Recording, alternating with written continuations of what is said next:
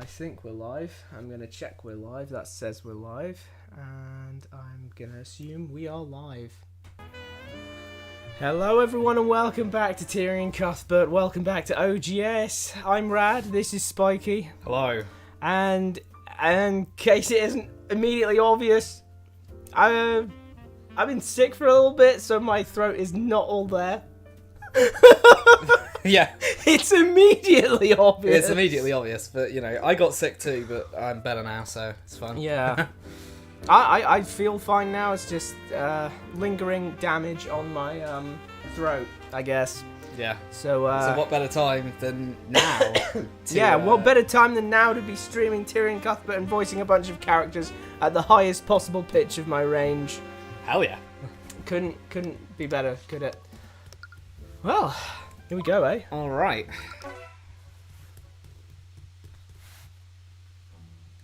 Thought he's just gonna stare at me forever there. Oh damn, Orim's theme is playing. Yeah, you're quite happy with how that factoid He's got is. he's got the crest of flames on his thing there. It's not exactly it, but it's kind of it. It looks so similar to me. Right, I think we were going in dungeons. The Rathon. The Rathom dungeons. I arrived at the dungeon. To search for Mr. Mora. She wasn't a frigate manor, so she must have been here to discuss the case with Beatrice. And probably get some forged evidence. Yeah. At least that's what I thought. I didn't see her anywhere here, too.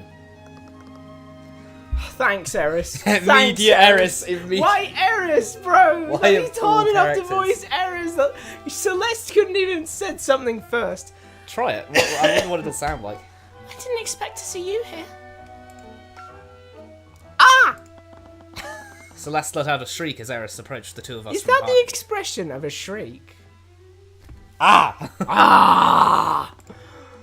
She really had a habit of doing that. I was starting to wonder if she was doing it on purpose. Eris, what are you doing here? It's weird because she has a shocked expression. The one with her hand over her mouth. Yeah, I don't know. She just... I think it was to show she's on guard or something. Well, yeah, but they didn't do that the other times. She's just... She's developed Eris sense. She's got Eris sense. Beatrice is actually an acquaintance of my father, Satan. Yeah, I know. I know she's an acquaintance of the devil. He sent me here to help her through this ordeal. I'm going through an ordeal right now. That's blatantly just false, Eris. You're lying to me. How Is could a it? demon lie to me? Is it false? Yeah, because Tamora said, "Oh, you shouldn't even be here. Does your dad know you're here?" And she was like, "Oh, he doesn't have to know." That could just refer to the court, though. Maybe. That brought up so many questions, but I really didn't have time to pull on that thread. No. Hold on, Terry. Give me the text log. Beatrice is an acquaintance of my father. He sent me here to help her through this ordeal. That brought up so many questions. Not really. All reasonable questions, mind. The only reason we know it's sus is because of meta knowledge. Why is Tyrion acting like it's sus? I think it's perfectly normal for Eris to have a father who knows Beatrice, a known freelancer who works in other places. Yep. And Beatrice, that is, not her father. He doesn't know who her father is, so he has no reason to believe that he wouldn't work in something that could lead to him knowing Beatrice. He assumed that she was from a wealthy merchant family. Yeah. Back in case 2. Yeah. So he could be a wealthy merchant and she's a freelancer, therefore... Yeah, they could have worked together at some point. Yep. He sent me here to help her through this ordeal. That doesn't necessarily mean in a professional way, but more in the sense of, hey, here's an acquaintance, saying that, hey, we've got your back. We know you're going through stuff, but you've got lines of support to lean on if need be. Funnily enough. So why is Tyrion acting like, oh, that brings up so many questions? Funnily enough, it brings up it doesn't bring up really any questions. It's the most average sentence I've probably heard today. Yeah, honestly. Oh, she's a family friend, so I came to say, hey, That's you all essentially what it is. She's a family friend, so I came to check on if her. she was alright, yeah. So Tyrion, I think the only reason Tyrion's saying this is because of meta knowledge. I think he has plot knowledge. It's like plot armor, except I mean, knowledge. the plot knowledge in this game, the plot knowledge in this case is very, very strong. We have loads of different cases of Actually, the narrative just kind of chucking our knowledge at it. Here's an idea. What? Don't let us see the first scene Yeah. with Ruby. Yeah? Yeah. Start the case from when Tyrion was at the ball. Yeah? Start the case there. Yeah. Does Tyrion still say this? I mean, he shouldn't, regardless. Yeah, I don't think he would. I think the only reason they're saying that is to make it seem like Tyrion knows that there's something up. He's noticed that there's something up, but he shouldn't notice there's something up because there isn't anything up. Yep. I love how Eris is looking sadly at the fact that the text is gone again. Oh, the text box has gone again. There was less than an hour before the trial began. I needed to find Miss Tamora. That's what you think, Tyrion. Yeah. What? There's less than an hour before the trial begins. Yeah. No, there probably is. There probably is going to be that. Surely it's not going to give us another hour of investigation. Come on. I should mention that last stream, we were actually talking to Arya in that start bit for, like, half of it. As long as no one says anything stupid, we will get to the trial quickly. There you go. Like, literally half of the highlights is just us rambling about stuff Arya's saying. It's crazy. Arya's a big waffler at this point. Arya's, like, sadly one of the weirdestly written characters. I think I might start believing in manifestation after that one, because I started calling her Waffle Girl, and now she just does nothing but waffles. Like, I manifested that. The power of my mind. Have you seen Miss Tamora anywhere? I need to talk to her. I need to talk to a Strepsil. Oh. She was just here, but she left to retrieve some documents from her office. Do you want to go and get a strapsil? I don't know if that'd help. We have those cough strapsils that, like, stops you from coughing and stuff. I mean, you could do that. Yeah, you know what I mean? I'll like, do it. Just keep saying stuff.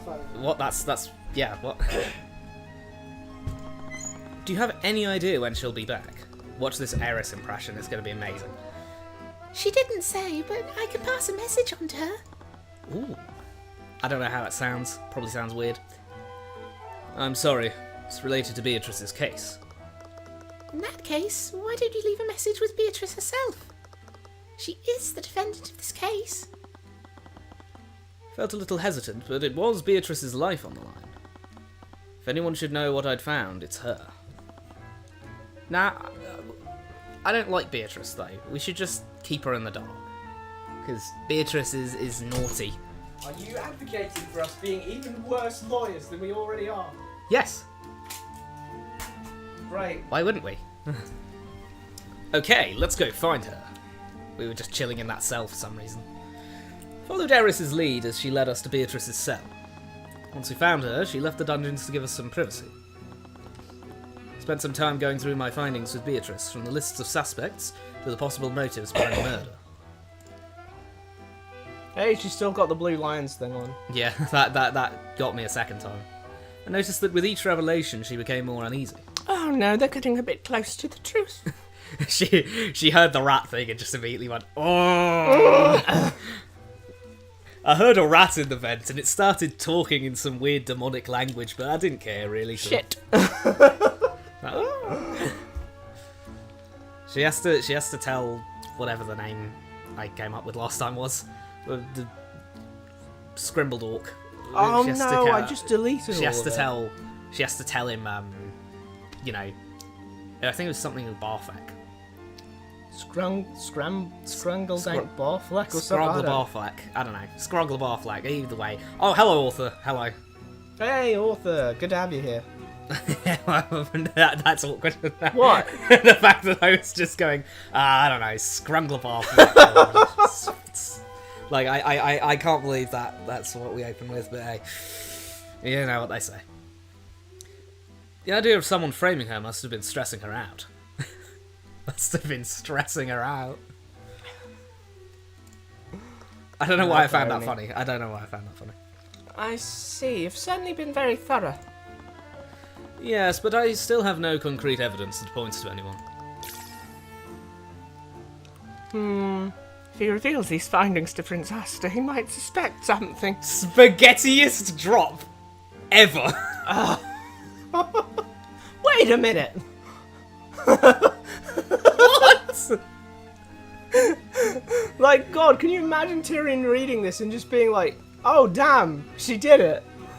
Like, what? Oh, damn, she did. I mean, he's going to have How to is he find going out to react at to some point. this? I'm actually really intrigued. How's he going to react to this? What? Sorry, he did. I mean, He did, yeah. the jazz music stopped. Jazz music stops. Genuinely. Sorry, I was just thinking.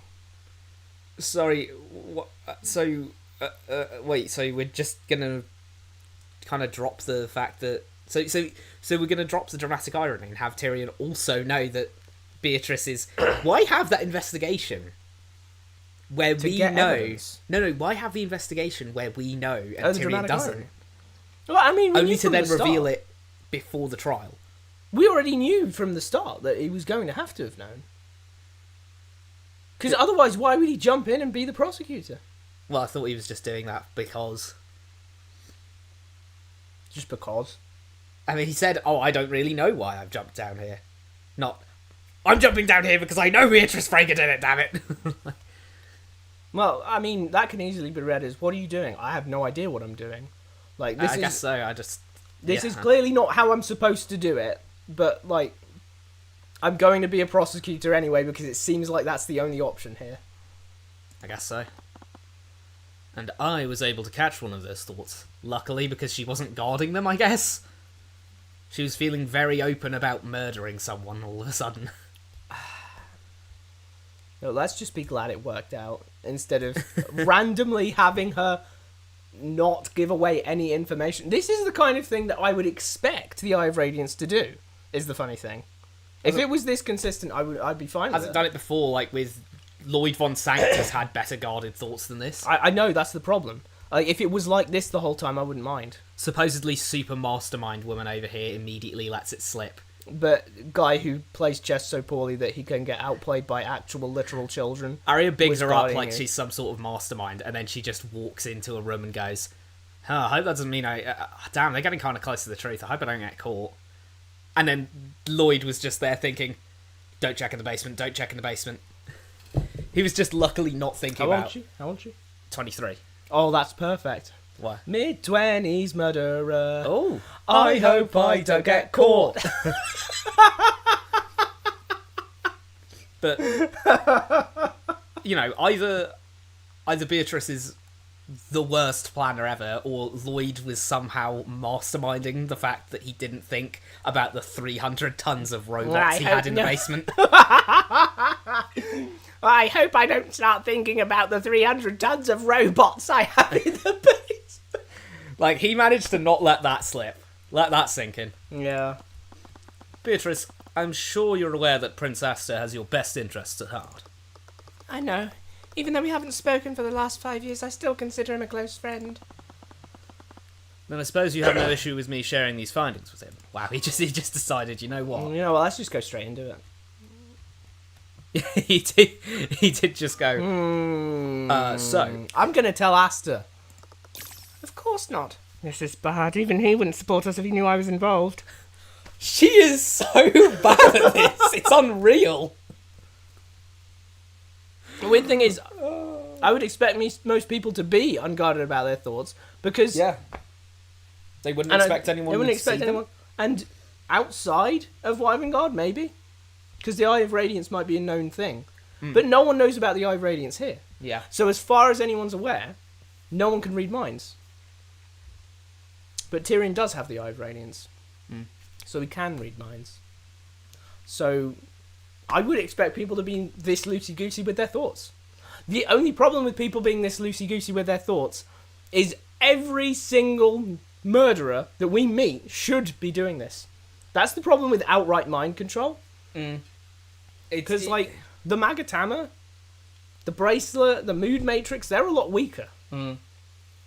They give you information and you can work things out from their information, but they don't tell you outright thoughts the way this does. It's just kind of too loosey-goosey of a... like, it's too loosey-goosey with how it's been presented, and, again, how the, prerequisites of it function. You need to be stressed but not guarded, and I have no clue what that means, because, again, as Rad says, how does everyone know to guard their thoughts? Maybe we should move on from this, because this is like our third rant about the Eye of Radiance. This is the third Eye of Radiance rant, but yeah, Eye of Radiance rant aside, I was going to say, how did Theodore do it as well, though? Theodore Redmond, bro, was thinking about... we even managed to talk to him, to chat about him, to Catherine about Catherine Bellwether, and he didn't once let it slip in his head that... He didn't once let the thought go through his head that... yes, I did enjoy watching her bleed out as that arcane construct impaled her, though. Celeste, I think she did it. I think Theodore did it. What? She was actually involved in this? She did it! I mean, okay, maybe she didn't actually do it, but she had her demon familiar do it. Technically, she didn't do it. The parrot did it, but, Is something wrong, Mr. Cuthbert? Beatrice was actually behind this. But how? That's not being very objective. She's completely blind. She couldn't have navigated through the manor and avoided all the guards. Fine. Harriet did say that she was intelligent, but doing all of this while blind was ludicrous. Man, if only she could see through the eyes of something else, man. I'm just saying. Like, God, could you imagine? Like, could you imagine if you could see through something else's eyes? If you were blind, like, wouldn't that be useful? That'd be like, bizarre. God, that would be crazy, wouldn't it? That might be bizarre. Bizarre? Is it a JoJo reference? For God's sake. I mean, I don't know. That felt like it was a JoJo reference, because having a familiar is kind of like having a stand. Oh, I see what you mean. Okay, fair enough. I didn't even mean it like that. I just said bizarre. I must have been taking her thoughts out of context. I must have been taking her thoughts out of context. Guys, it was all taken out of context. Someone maliciously clipped me. Like, could you imagine if it did work like that, though? Could you imagine if the Eye of Radiance could take stuff out of context? Like, imagine you had the thought, I hope people don't think I did it. And then the Eye of Radiance just takes, I did it. Like, could you imagine? That'd be actually very funny. This is going to be the weirdest one to listen back to, because I clearly sound off, don't I? Yeah, you do clearly sound quite off. But... I mean, it won't be weird to me, because I can hear you right now sounding off. Yeah, it'll be weird to me, though. Mr. Cuthbert, perhaps you should get some rest. I thought very carefully about what to say next. There's only one way to get a certain answer through the Eye of Horus, but if I was wrong... Beatrice, you weren't actually involved in this, were you? No, it's not the Magatama. You don't have to broker the question and then say... Even then, that's a weird thing to say, if I get this wrong. It's like, no, it's just an honest question. Yeah. And they're not going to... They're either going to think that... You know, like... What if he gets out of her, does he think I'm involved? And then, like, does he think I'm involved? Well, a little bit. I mean, Like... What is that? Where do we go from there? He's like, It's a thing Phoenix does all the time. Like, even when he's not like going for like Magatama BS. He's like, look, you didn't do it, right? And they're like, of course I didn't. He's like, okay, I'm gonna defend you with everything I've got. Yeah. Like, it's a belief thing. It's like, tell me that you didn't do it, and I will believe you full-heartedly. Yeah. Like, granted, it's not a thing that Tyrion's done, but you can clearly do it in a way that doesn't make it seem sus. Yeah, yeah. The way Tyrion acted there was like, if he says it wrong, she's gonna be like, what actually does happen if he gets it wrong? He's not even defending her. He could literally just say, "You did it, didn't you?" And then she'll go, No. Shit, does he know? Oh Oh my god, she actually did. Like, you know. Tyrion? Her gaze narrowed in response to my question. Once again, she clapped her hands together. That's for the demon parrot. I honestly just think that they only put this in the game to, like, freak me out. Because, like, every time that clap sound effect happens, it gets a little jump out of me. Do you suspect me now, Mr. Cuthbert? You didn't answer my question, Beatrice. Answer it with your mind. I want Use you to your think it. mind! As if I'd need to justify it with a response. Well, you didn't say no. But no, Mr. Cuthbert, I was not responsible for my father's murder. Might as well have been. Legally, I was more of an accomplice. She gave us loads of info there. Yeah. Thanks. Okay. Watch the jazz music stop again, though. Also, I don't think legally you're an accomplice. Are they really going to arrest... if Lloyd did, like, have...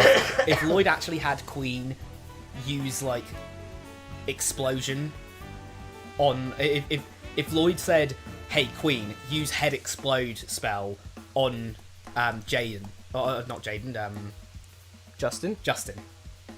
His son's Jaden. Yeah. Justin... Who said explode on Jaden? I can't bother with that little shit anymore. No, actually, he's willing to destroy his whole legacy to give him a cushier life.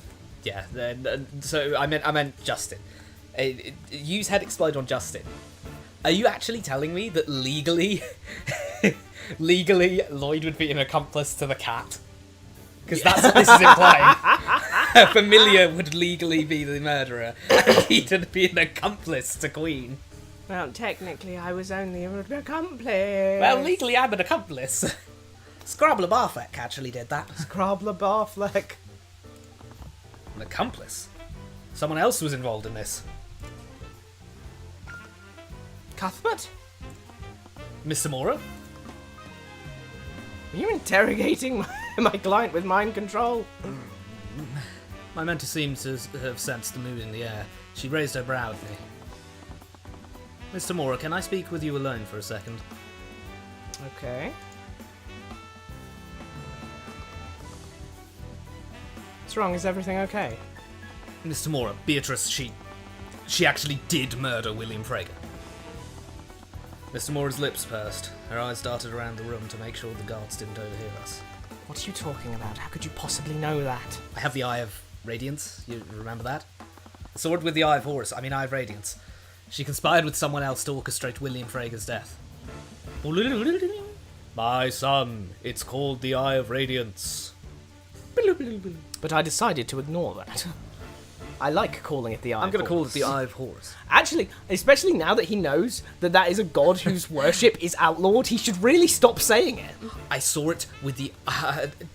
no, seriously. I saw it with the Eye of Horus. I've been looking for my missing eye. Can I have it back now? No! What? This isn't Naruto. You can't just take out eyes and put them back You in. said you have my eye. I've been missing that eye. No, I meant the Eye of Radiance, not the eye of, like, your actual eye. I didn't know it was I didn't know it was mything. What? How did I do that?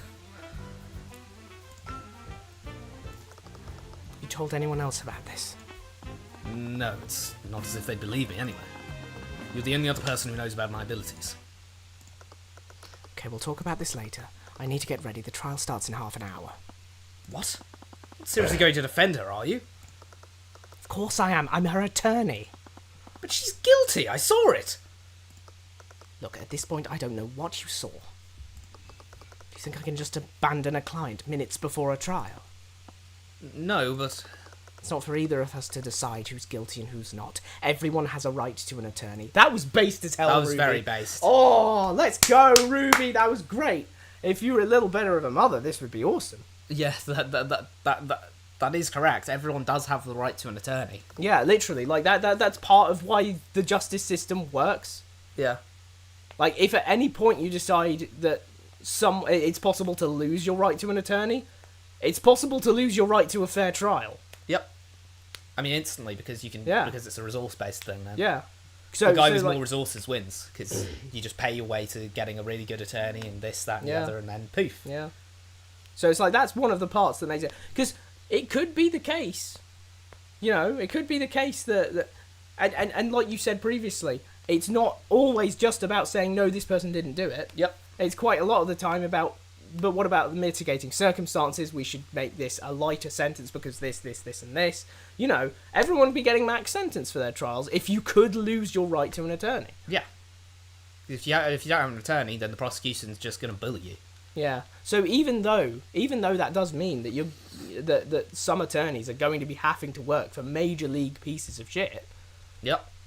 it's a sacrifice we have to make to ensure that it is never the case that anyone who is deserving of that much punishment for their crime Yeah. receives a fair trial. It has to be an unalienable right. Mitigating circumstances and all. A lot of self-defense cases would end up as first-degree murder. Possibly, yeah. Well, no, literally, a lot of self-defense cases are only decided as decided in trial. You know what I mean? Really? Well, whether or not it's Justified. It's like, it was self-defense. Now we have to decide if it's justified self-defense. Yeah, this is self-defense. Is it justified? And if they decide was yes, the use, then... was the amount of force fair? Was the this, that, and the other? Yeah. Okay, I see where you're going with that. So in Tyrion, to Tyrion, anyone who's actually done those justified self-defense cases deserve death. Oh yeah, because you hang for it. Because you hang for murder. You hang for first degree. So Tyrion's saying, if you defend yourself, you deserve to die. Can we get the text log? Scroll up a little bit. Little bit more. She said something about half an hour or something. The trial starts in half an hour. So that scene with Beatrice and Eris, that was somewhere between half an hour. Right? Yeah. Because he said less than an hour before the trial starts. Okay, that really didn't need to be touched on, but overanalyzing. Overanalyzing it. We constantly work for that over part. More importantly, you had no right to use the Eye of Horus on my client. It's Eye of Radiance. Eye of Radiance, and I don't care. You had no right to use it. I don't have time to argue about this. We will be talking about this later. Before I had a chance to respond, Mr. Mora walked away. Celeste had given us some privacy. She definitely inferred the tone of our conversation. I've got to say, can you imagine being Ruby right now? Yeah. What? Imagine being Ruby right now. You'd be sitting down. I know she's working with Satan, but can you imagine being Ruby right now and just sitting down after the fact and being like, "Oh my God, where did he get the idea that you can just abandon your client?" Yeah, that is bad. That is pretty bad. Did I not tell him that that's unethical? I taught him everything he knows, and he's acting like this. Jesus, what's wrong with me? That is kind of crazy. Bro really does just think, I'll abandon my client. That's so crazy. He really did. Yeah, he was actually shocked that she wasn't going to. He was going to abandon your client. But Mr. Morris, he's guilty. It's like, dude. As soon as he heard that, I might have done it from her, he was just like skull and crossbones immediately, like, oh, she should be dead. Oh no! Could you imagine if he heard just the wrong thing off of Celeste halfway through a trial, and then just goes like halfway through trial one, and then just goes like, I think maybe this wasn't a good idea after all. You're on your own. You're on your own, Celeste. Good luck. Mr. Cuthbert, where are you going? I think she probably did it, so I'm not doing this anymore. Oh. Is everything okay? Celeste, I think Beatrice was actually behind this. What? But blame her for not believing me. It's not as if I could tell her about the Eye of Horus. Radiance. It's a shame we've already done shots for anyways, because we could do shots for Horus when it should be Radiance. I think... You have to smoke a cigarette every time he says Horus instead of Radiance then. Well, there's lung cancer. Well, I mean, we're already taking shots for every time they say anyways. Okay, I'm not... I think even then, that's like a bit better than... I've heard of drinking games, I've never heard of, like, smoking games. Smoking The one time I've heard the phrase smoking game was from a very bizarre children's novel called Latonia the Naughty Horse. What? There is way too much. Oh, Latonia. The Naughty... Yeah, I remember Latonia the Naughty Horse. What the hell was that? I feel like it was so weird, because it was basically about this horse, Latonia, who, There was some what's it called? Bad influences. Naughty horses. Other naughty horses. They're drinking and smoking, and they're like drink and smoke with us, and she drinks and smokes with them.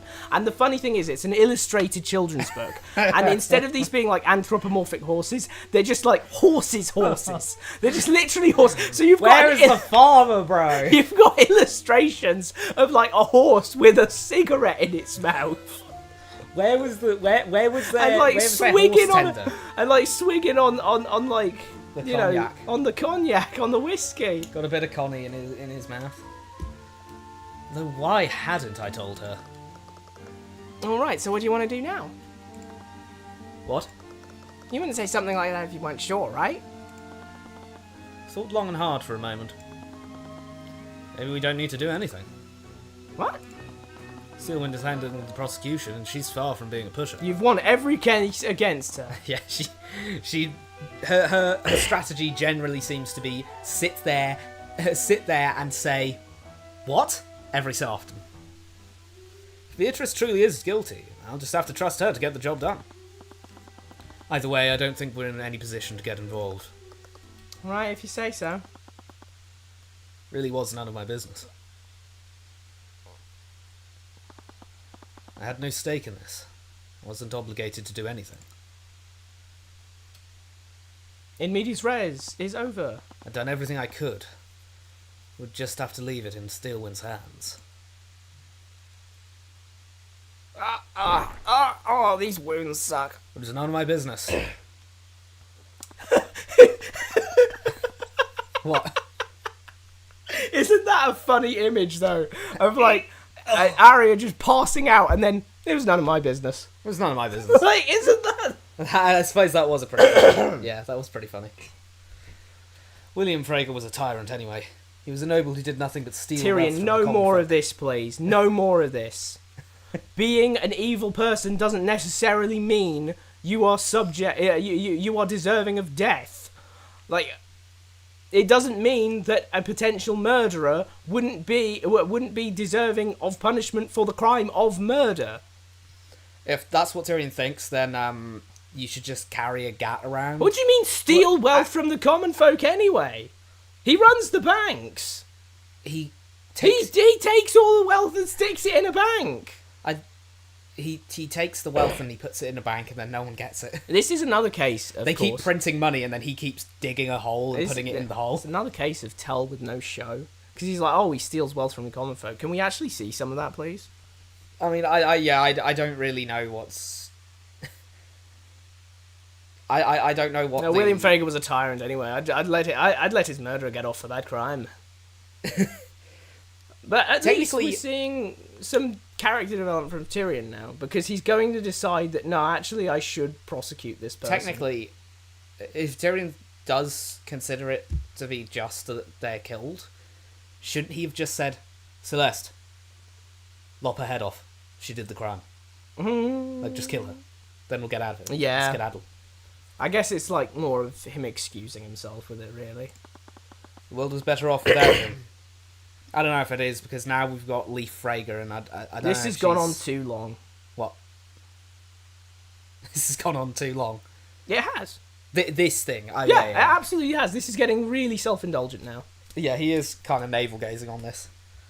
The world was better off without him, and it's not as if any of this was my responsibility.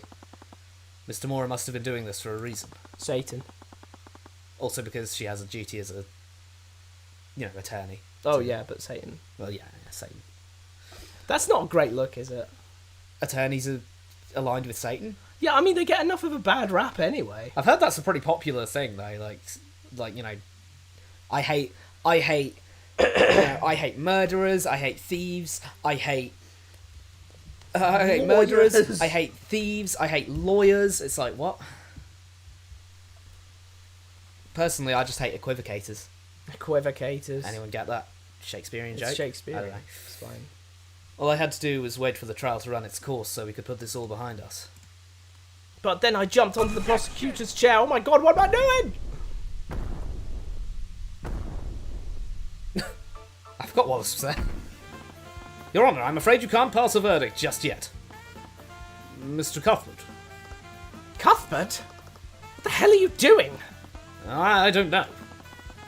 What I do know is that there was a massive contradiction in Miriam Frager's testimony. Who was I kidding? As if I'd ever stand by and do nothing. Oh, I guess Okay. Who was I kidding? As if I'd ever stand by and do nothing. So, Of course he took the moment to glaze himself before he starts doing something Yeah. again. Not to be aggressive towards Tyrion, but he really is that kind of character who thinks he's the cream of the crop. he kind of didn't give me a moral explanation for why he was doing it and just went, nah, I'm him. I'd never stand by and do nothing. It's like, okay, Tyrion have spent- your hero moment, but can you explain why you're having your hero If moment? Tyrion spent more time giving me a like character to root for and less time aura farming, I might be more invested in him. Is all I'm saying. Yeah, honestly, what we should have, what I would have liked to see out of that speech there after he does the, after he does the objection, and he's like, "Who am I kidding?" Like, literally, after "Who am I kidding?" he really should have just said something like, "No one, not even William Frager, deserves to be killed," or everyone no one, deserves the right to. A or fair everyone trial. deserves the. Well, yeah, everyone deserves the right to a fair trial, or even if you want to go the route of who was I kidding? I have to see. I have to see the truth uncovered. I have to have justice done.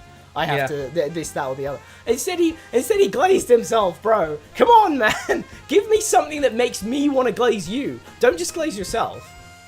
Tyrion's very weird because I don't understand what his morals kind of are. Does he stand for, what we've been given effectively? Unless I'm just completely off course here. I'm pretty sure what we've been shown implies that Tyrion has a strange idea that he has a strange Is this sort even a thing he can do, like, legally? I don't know, maybe. But all I've been given with Tyrion is Oh no, I'm about to say something mean. what? Well, I guess it's not mean per se. It's just, isn't it funny? Huh?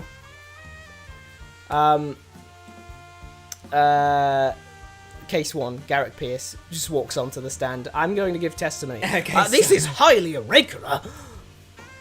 No, don't worry about it. It's fine.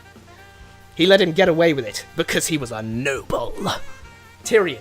Literally not a Literally did the prosecutor. same thing. Literally, not even a prosecutor, bro. my He's God, not he's legally allowed to do this. He's a commoner, jumps in, nothing. He's not going to say anything about it, bro. Maybe the judge will go, no, this is highly irregular, get out. It is highly irregular, but there's no other prosecutors in time to come here. Massive anticlimax, he just says, no, get out of here, No, get out, go find another prosecutor. Oh, get, order in the court, bailiff, escort him out. I'm holding you in contempt of court. You know what makes infinitely more sense? What? Arya's not wounded at all. What? Arya's not wounded at all. He jumps down and says, Arya, how did you not notice that contradiction? Points it out, and then continues the case No. as her aide. No, we don't need any more Arya being useless, come on. I'm just saying, he could legally be her aide. He could legally be her aide, yeah. This is not something he's legally capable of. He's not in the prosecution service. Technically, we don't know that from Wyvernguard's legal thing, because we don't really know any of Wyvernguard's laws, other than that one time that, I'll tell you one thing we do know. And it's that this guy, Tyrion Cuthbert, is a defense attorney, and this guyette, Ruby Tamora, is an attorney. And she's the prosecutor? Oh yeah, she's a prosecutor, but he is specifically a defense attorney, and she is specifically not a defense attorney. I guess so. If there are specializations, he's specialized as a defense attorney. But I was going to say something a second ago. But I wanted to touch on Tyrion's morals, and kind of all I've seen from his morals are effectively he seems to have a vaguely eye for an eye kind of thing of murderers should be executed, since he seems to have no qualms with the fact that execution is what you get for first degree. And he here has actually said, oh, she's done the crime, she needs to she the needs time. to be doing the time, and by doing the time, I mean having a nice Dangling. date with a noose. So, like, is that, you know what I mean? And other than that, though, I don't really know what his morals are. Like, does he want the truth? Does he want... What kind of justice is he searching for? Because right now, all I seem to see is... You know, I mean, even Arya said the thing of, oh, what would you do if your client turned out to be guilty? Well, I don't know. I guess I'd stop. I guess I'd just stop defending them and say they should die. What? Okay. Yeah. So it's kind of like I don't know what is he striving for? He's, I guess, striving for. But that's why I like say you it can comes tell. across as kind of eye for an eye, because inherently, because every single one of these murders, regardless of what happened in it, resulted in death by hanging. That really does imply to me that Tyrion is very eye for an eye. This person needs to die if they've done the crime, you know? Something foreshadowing is a narrative device. Uh-oh. Well, I suppose let's stop beating around the bush then. Yeah. Your Honour, the defence, I mean the prosecution, I would like the right to cross-examine this witness. Isn't that your witness, technically? Bailiff arrest Mr. Cuthbert, I'm holding him in contempt. Oh my god! Wait! I didn't think this through, did I? Wow. Wait! Yeah. Oh! I didn't think this would happen! Foreshadowing really is a narrative device. There you go. Yeah! I'm pleasantly surprised. Yeah, I suppose it is for the truth. I mean, if we go by the opening of the game, it seems that his core motivation behind all of this is attempting to defend largely commoners from the injustices of the system that cause them to be persecuted by the nobility. Yeah. I think I mean, the truth... Yeah, I understand that it was that idea of striving for the truth, but I guess what I mean is the truth is one thing, but I don't really see how Tyrion's... I guess I want to say I don't know what his opinion on the way that the subsequent consequences of the truth coming out. God, I've got loads of crow to eat now, don't I? What? Well, because I was like, Because you were going on a big rant about... I was like, the gonna Garrick Pierce thing, ha ha ha, and then... It does seem that way a lot of the time, doesn't it? He does the eat the rich thing. He does. But yeah, the crow that I'm eating, because I was like, they're gonna not talk about this, and then he didn't even say, Mr. Cuthbert, this is highly irregular. He was like, bailiff arrest him. Get out. Bro, that was peak. Yeah, that was peak. consistent. Shout outs, judge. Shout outs to the judge. But yeah,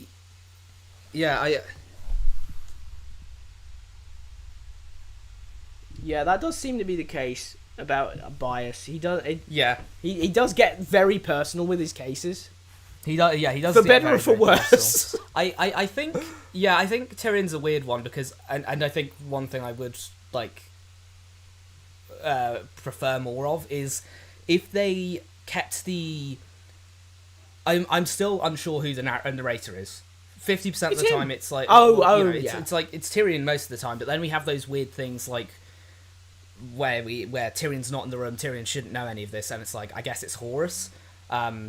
I'd be fine with just colouring the narration text box a different thing, give it that white would've with worked, like a golden outline or something, like to how make thoughts in it's- Phoenix Wright are always in blue. Yeah, just make it like a big Horus-y looking thing if this is supposed to be Horus. I mean, I maybe wouldn't make it look too obvious, but like, yeah, but you know, something that like his thoughts are always in. Yeah, maybe his thoughts are in blue, but then. And it's in this narration text box, but then when it literally just Horus, it is white text like it's a normal person speaking. Yeah, so I think that would be something to kind of because I'm fine. It could just be a narrator at the end of the day. I'm all fine with what's it called? So I'm all fine with like biased narrators, but I think Tyrion's held back by the fact that he's a very passionate character, and yet he's also the viewpoint character and not and thus really reined in a lot of ways by the fact that he has to remain largely impartial to things. What, by being a narrator? Yeah, because I don't know if he's really a true narrator, though, because we're always looking through the lens of his... I know we're always looking through the lens of what he sees, but Yeah. that makes me ask the question of, is Lloyd von Sanctus actually like that, or is it just because Tyrion hates him? You think, like, if we took an objective look at Lloyd von Sanctus, he'd be looking like a Chad or something? Like, is that what we're going with, or what? Like, it's one of those things of, like, Tyrion's... Is the narrative being pushed by what Tyrion thinks, or is it not? And this is happening, and then Tyrion's independent from that. That things like that kind of confuse me. I just think that these text boxes are just like his thoughts, though. Yeah, I know. It's that. it's like Phoenix when he's no. doing What the I'm text. saying is just how everything's being presented as, you know, how Lloyd's very rat-like and this those person kinds did of this, that, and the presentation. other. Well, I mean, sometimes we see settings or scenes that aren't actually that don't have Tyrion in them, Yeah. and like you say, they're Horus. Horus narrator, presumably. Maybe it's just narrator. But in those scenes, it is just everything looks like normal. Yeah.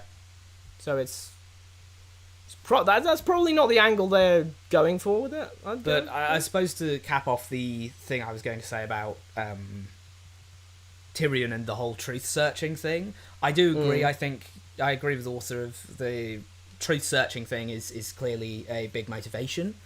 But I suppose what I mean is I'd really be interested to see what he thinks about the consequences of finding a rather uncomfortable truth. Maybe we'll get that when he finds out Ruby Tamora's working with Satan, but that could be spicy. Instead of following his orders, the bailiff walked over to the judge's podium and whispered something into his ear. What? I see. Very well then. Lucia came in clutch. Bro, what? What's going on? It appears that Miss Steelwind has somehow predicted that this would happen.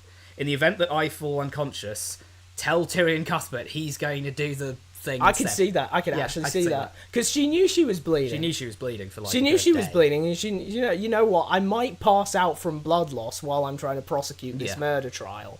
So maybe I should have a backup. And she knows that Tyrion's involved, and she knows that Tyrion's probably going to come and watch. Yep. Hell, even if she wasn't here, even if Tyrion wasn't here, he can be sent for. Absolutely. So actually, this plan makes total perfect sense to me. Wrong Steelwind that came in clutch. God damn! What? This is great. Arya's being useful. The judge is being consistent. Yeah. In accordance with her wishes, Mr. Cuthbert may act as the prosecutor in her stead. I'm fine with him not being professionally. I'm fine with him not being professionally capable of it. Yeah, because we don't know how it works in Wyvern Also, Steelwind. Oh yeah, she is a Pillar family person. Paperwork was submitted shortly before the trial. Mr. Cuthbert is designated as her stand-in. It's unorthodox, but not without precedent. Whoa, that's interesting. It's happened before, wow. I remembered when Steelwind asked me something strange earlier. What would you do if you discovered that one of your clients was guilty? That was a week ago. What would you do if they were guilty? I suppose I'd withdraw and tell them to find another lawyer.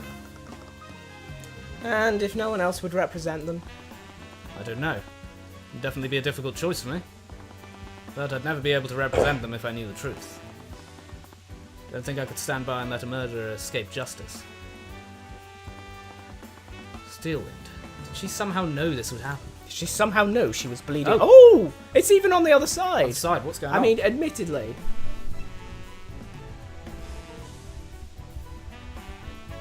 Yeah. I mean, there's a lot of stuff in Phoenix, right, that is just totally illegal. yeah, but- I mean, well, this is high fantasy as well, so Yeah, we don't but- know Wyvernguard's laws are back Yeah. to front. The only one I know is that the average sentence for vehicular manslaughter is like 2 years. 2 years. The thing is, like, that's a case of realism giving way to making the story like a little more easy to follow through Yeah. with. Because otherwise, like you say, we would have to wait until another person was legally appointed. So if Tyrion needed to be legally appointed, we'd need like possibly a 2-day time skip. Yeah. For no reason. During which we'd investigate more before getting to our trial segment. Like, I'm more as far as things go, I'm more or less completely fine with this. I don't Yeah, mind. It's like- yeah. That's fine. I don't mind that at all for Plus, the sake of the story. plus Pillar Family. Yeah, influence Pillar and Family stuff. influence. Like, there's literally so much you can use to explain why this works. You've just killed that text box, bro. I know. So read it there before you... Shortly after I barged onto the prosecutor's table, Celeste awkwardly followed behind me. I know this is literally just a... Oh, It didn't weird. die. I know this is literally just a flipped image, Yeah. but it's... it looks so different. It makes me... Yeah. I don't know why this reminds me of, the first... You know, the first part of Great Ace Attorney, the first case? Not Great Ace Attorney, sorry, no, Professor Layton versus Phoenix Wright, the first case of Professor Layton versus Phoenix Wright. Somehow, that's what I thought of first. Yeah, Even when you said Great Ace Attorney. I think And it's yeah, because I it totally happens in agree. England. It happens in England, and I think Maya was standing on that side, Yeah. as opposed to when she's usually on the other side. Yeah, I don't know why it reminded me of that. Curiously, she only did so after the bailiff didn't arrest me. Well, You weren't going to get arrested with me, Celeste. I was gonna. If you were gonna get arrested, I wanted to wait and not get arrested with you, so I could bail you out. How would that make any sense to get arrested with you? I thought we were together forever, Celeste. Oh wait, did she say something? I guess we're really doing this. What's wrong? This feels weird. We're on the other side of the courtroom. I mean, this is where the prosecutor is supposed to stand. No, I don't like this. Can we swap? Ruby, can we switch tables? What? Your Honor, please ignore her. No, this is way too weird. Tyrion, file a motion. Get her to switch with us. Celeste. File a motion. For the love of... I genuinely don't care. Cuthbert can have this side if he wants it so badly. No, I want the prosecutor's side, No, damn it! let us be on the prosecutor's side, please. No. No! With that out of the way, let's resume proceedings. I actually wanted to be I on the want to be on the prosecutor's side. prosecutor's side as well. I was about to ask Celeste to put the lampshade down, but then all of a sudden she started beating the narrative over the head with the lampshade, and now here we are. Assuming that we're all at our preferred spots. Oh. Rad, you want to swap with me? Yeah, totally. I'll Let's swap. swap. I'll sit there and you can sit here. No, I'm sitting on a cushion. I'm not doing that. We are, Your Honour. As much as I hated to admit it, I was more comfortable here. Not that I wanted to encourage her to do this again. I realised why. What? Sprite mirroring. Tyrion's sprite was in fact mirrored on that side. And you could tell by his lapel thingy. I see. It's closer to the camera. And it was closer to the camera over there as well. So for the sake of it not looking goofy, they wanted to do that instead. I don't blame them for that. Yeah, Fine. the sprites are pretty in-depth, so... Yeah, it would have been a lot more effort lot more to work. make those changes. With all of these interruptions, I think it's best to review the proceedings until now. Yes, it's almost as if there was an investigation segment between those. The prosecution proposed that Beatrice Frager's motive for the murder was to claim the victim's inheritance. However, the defence brought forth a witness who testified that Beatrice was disinherited by her father 5 years ago. Am I correct, Mr. Waller? You are, Your Honour. Very well. Considering the circumstances, I think it's best to have Lady Frager repeat her testimony. Bailiff, please escort Lady Frager to the stand once more. Wait, that's Lady Frager. Huh? Don't you mean Miss Frager? Miss Frager? Was she Lady Frager before?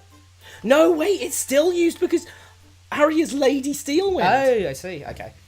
I forgot Even if about she is that. the sister, I think that's fine as well. Miss Frager, could you please give your testimony to the court once more? And Miss is perfectly acceptable as well. Of course.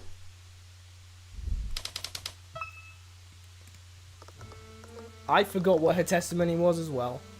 What? Yeah, that was... Yeah. After my sister's accident, my father said she was unfit to inherit our noble house. He declared to our family that he would be removing her from his will.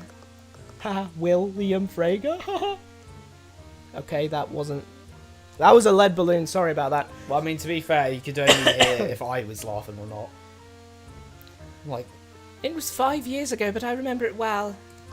Oh, damn. We're not even an hour in. not even an hour in. I'm struggling. Yeah, Rad's having a stinker. One day we all woke up and discovered that Beatrice had fled from our home. She left a note for us, and in it she renounced her name and denounced my father. No, she didn't. She's It's like still she didn't legally renounce her Frager. name legally. So your father disinherited Beatrice shortly after her departure. Yes, he did. As such, Beatrice would have no motive to murder her father. Any inheritance she could have received would have been long gone by the night of the murder. Is that really true, though?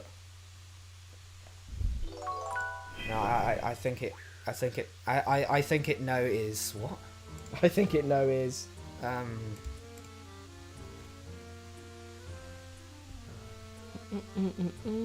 Don't forget we have to check all of the press statements as well. Yeah, I know, I was just looking at it for the sake of looking at it. Seems awfully cruel of him. It was just an accident, wasn't it?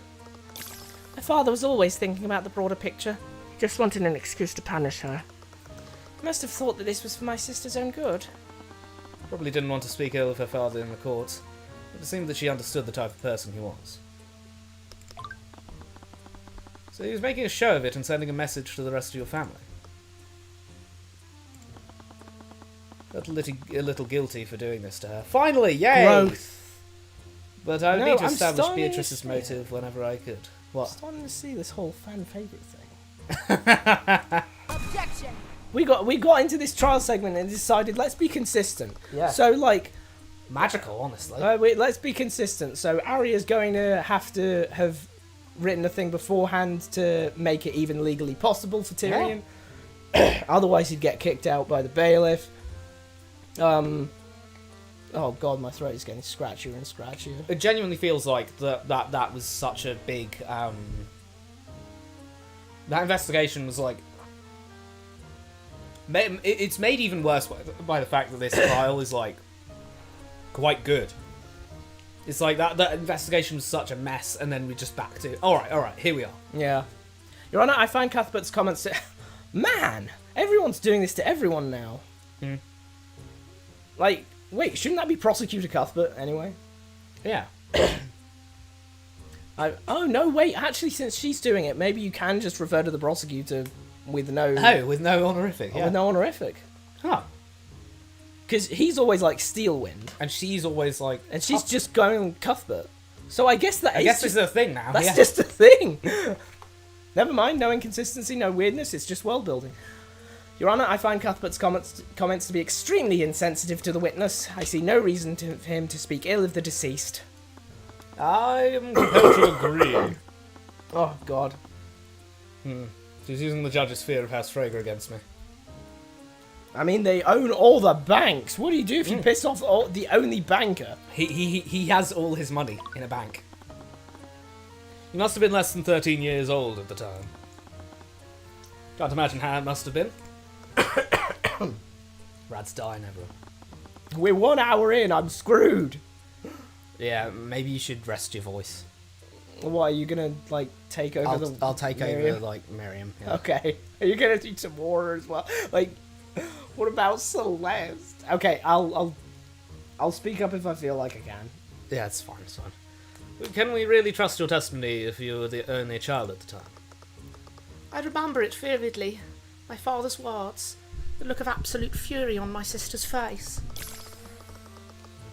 I even remember the way the sun was shining through the window that morning. It's all my fault. Did you poke her in the eyes? I remember everything. Sounded like a painful memory for her. She seemed to blame herself for what happened. Be best not to press her any more than necessary. It must have been a surprise for all of you. Did she tell anyone else about your plan? I mean, her plan. No, she didn't. She left without a word to anyone.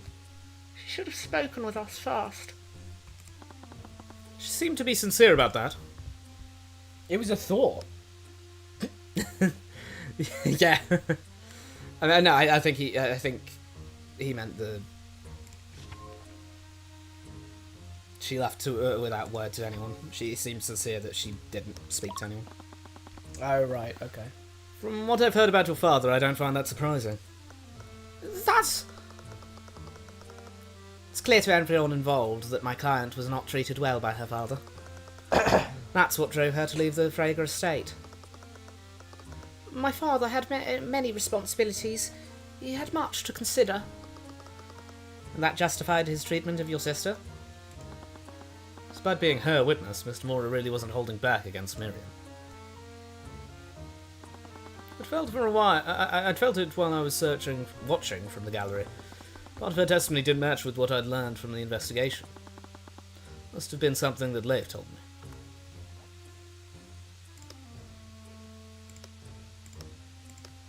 So I guess it's he declared to our family because. I know this is going to sound weird, but I want to make a point about Arya, specifically picking Tyrion. Okay. And it does seem like a gamble. Okay. Doesn't it? Because, like, he's a defense attorney. Sure. And he works with Tamora. But I actually think it can be read as a character moment. In what way? I mean, in the sense that it can be read as no inconsistency. She just had faith that Tyrion would, one, investigate enough in that first day to find out Beatrice definitely had a hand in this. Yeah. And two, or B, I forgot what I said first, Okay. that he would be willing to step in as prosecutor. Yeah. Because he could turn that down. Yeah. If he was up in the gallery and they were like, oh, Tyrion's standing in, he could be like, no, I'm not gonna. Oh, I see. Oh, that's actually quite funny. Oh, that's unfortunate. What is it? No, I was going to say that's unfortunate rather about the fact of Tyrion's the question. The question that Arya has of, I was saying it's really, really, like, it's so obvious that Beatrice did it because she said that question in this case, but actually it's really important that she does. Yeah. Because she is directly asking, hey, she is rather directly asking, hey, if I went unconscious, would you sub in for me? And getting the response, yeah, I probably would. Yeah. So it's funny because, like, we read it at the time as like a really on the nose like foreshadow. Yeah. But it's actually an integral part of the plot that she asks that. Then. I think that's honestly like a little difficult. I think that's more difficult then because it's like, well, now you need to know. Now you'd need to be able to craft that in a way that doesn't come across, you know, too obvious of, oh, Beatrice did it, whilst also making it actually something Arya could say to question, hey, would you sub in for me if I fell unconscious? Well, I mean, you say that, but, like, the dramatic irony of the case, like, it starts out essentially telling us she did it. I just don't understand why that dramatic irony is there in the first place, of, like, why aren't we just there with Tyrion? You know? I don't really see the... I don't see the purpose of having that first investigation not have us know that... have us know only what Tyrion knows, and kind of go along with him and then learn as he does. Wait, Beatrice actually did it. Because if we didn't have that first scene, we probably wouldn't have known until she said, "Oh yeah, I did it." That would have been such a great reveal at the time, though, wouldn't it? Because we wouldn't have had this whole. We wouldn't know about the whole. Let's say the end scene of 3 doesn't happen, so we don't know about the Eye Taker and all of that. And let's say the start thing doesn't happen with Eris and all of that. Maybe you can get some of the trial here, but nothing where like Eris is clearly there. We're just seeing Ruby's defending case. Okay, fair enough. No. Objection. I'm going to prosecute, and then we go back to Tyrion. We wouldn't know what was going on. Yeah. But because we have this big dramatic irony, it could have been like the Beatrice. opening. We know Beatrice did it from day one because the Eye Taker said, "I know." I said, "Hey, don't worry. We have that trump card, you know, Beatrice Frege, because she's working with us, Satan." And Satan's daughter? Yeah. It's like, why do we know this? It's like, it would be a much more impactful scene if we did learn with Tyrion, whoa, she actually did it. What's going on? So yeah, I definitely do think that I don't understand what the point of that was, because I don't think it does anything for character work. I don't think it really does anything for the plot, I'll be honest. I don't think it doesn't tell the player anything they need to know beforehand, other than kind of just giving me this sense of, come on Tyrion, switch on, it's obvious she did it, which is unfair because, again, he didn't see what we saw, but it's just kind of a natural response to that, because I feel like, well, when's he gonna switch on and when's realise? he gonna lock in and finally work out, when's someone gonna tell him? Who's gonna tell him our feeling? It's either this or the 5 years ago. It was 5 years ago, but I remember it well. I nearly read that as I remembers it well. I remember it well. I think it's this, because he declared to our family. Objection! It's not. It's not. Your Honour, it's clear that the witness's testimony is contradictory. This piece of evidence proves it. Oof. Slam your desk again. Failed to see how that proves anything, Mr. Cuthbert. Oh, I guess you're right.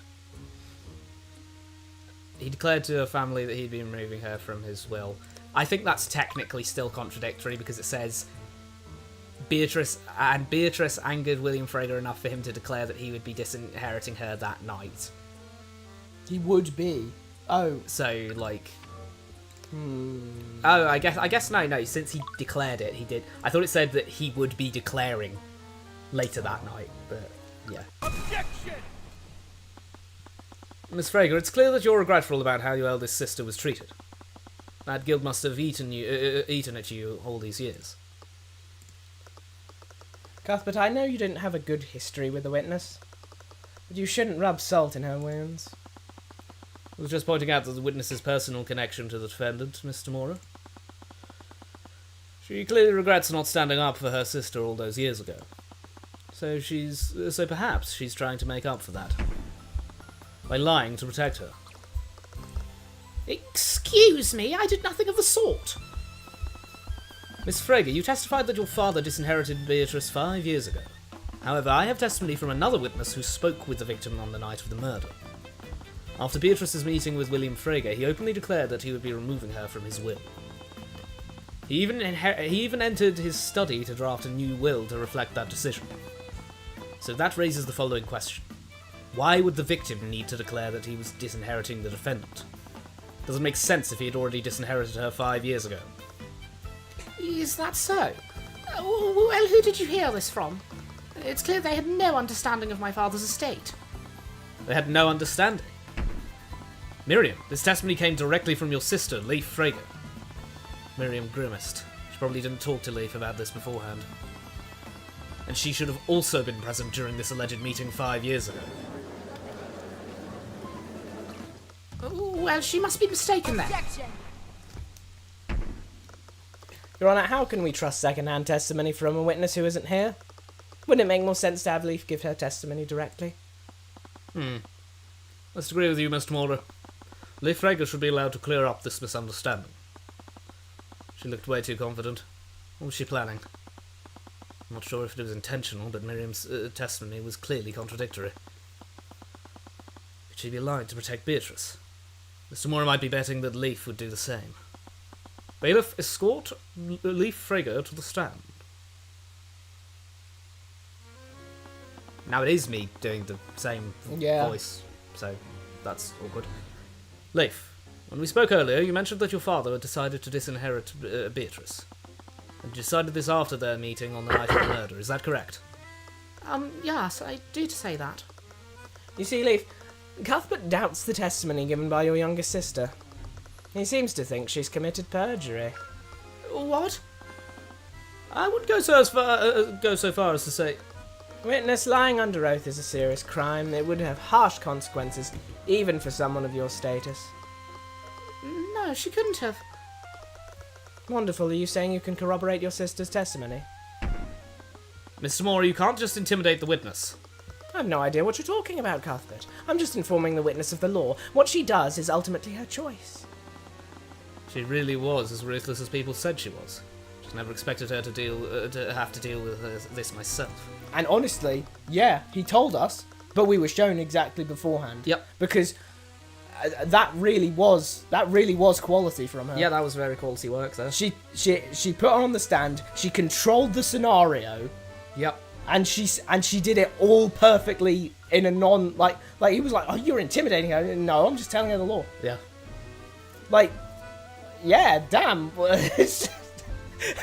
Tamora is actually bloody good at this. Yeah. So, Leaf, assuming Miriam wasn't lying under oath, could you please testify to the court to confirm what your sister said? Yes, of course. Another thing, though, something I'll say, though, is that for a minor noble like Pierce, Yeah. When he did perjure, he was like, "Oh, I'll accept the consequences for that later." And then Tyrion was like, "Yeah, it's gonna be a slap. on the It'll wrist. be a slap on the wrist." So for a Pillar family, I bet it's even lighter a sentence. But that's not important. Yep. What's important is Ruby saying that. She knows she's naive, so she's Yeah, using she that knows against that her. she isn't gonna know that. She knows that she isn't gonna know that. That works perfectly. You see, Miriam was quite young when my father called us into his study 5 years ago. She didn't understand what was really going on. You're 1 year older than her. Nah, bro, that 13? Baby. 14? Oh, she's knowledgeable, this one. No one clip that. No one clip that. My father would often lie to us. It was one of the many ways that he kept us in line. About what? Oh, I guess we can press for that. Yeah. The encounter that Miriam described was just another one of his lies. Despite their disagreements, my father would never disinherit Beatrice without a good reason. And when she left, he'd always assumed that she would eventually return home. The truth is that none of us knew what my father was planning for House Freyga's future. See, Cuthbert, the truth is much more complicated. No one could have really known what William Freyga was planning for his estate. Leaf was definitely trying to cover for Miriam. Mr. Moore was playing her like a fiddle. He played us like a damn fiddle! Luckily for me, she wasn't the only person who gave a statement to me. Yeah, don't worry, we have Jan in the back, clutch. Yeah, his testimony will be trusted. Well, be trusted more than Crown Prince. So you're saying that Miriam's testimony was based on a misunderstanding? Yes, my father never was direct with his intentions. He's always known just what to say to keep people under control. I'm aware of how it sounds, but he had much to consider outside our family. The Freygas are one of the pillar families of Wyvern after all. Keeping the family aligned with our house's goals was one of his responsibilities. We're his daughters. How could he be so cruel? He doesn't like women. He doesn't like women. He's got something against women. I don't know what his wife was like, but I don't think they had a good relationship. Just saying. Like in a setting where basically no one else seems to be, not even like the society itself. I have no reason to believe that this society is like in any way patriarchal or Yeah, it seems to be pretty. the strongest the pillar genders. family is a woman's pillar family. Are you talking about Sybil? Yeah. Because of the legislation thing? Well, they've said it directly. that Oh it's yeah, the they've said strongest. it's the strongest pillar family. But you know, No there's- one's got anything against Arya being, you know, his Lucio's only daughter. Even Yeah, though the technically, the problem they have is that she's being a prosecutor instead of Yeah. Lady Steelwind. Yep. They think she's belittling herself. Yeah, they think she deserves more. So Or you know, there's women who are business owners like the Yana sisters or Rika. yep. Yeah, No one yeah. said anything about that. So And he's just again, William Frager is just this anomalous misogynist. He just doesn't like women. Who really hates women. I genuinely do think that like they're just someone. There must have been some woman in his life he really didn't like that made him hate all women.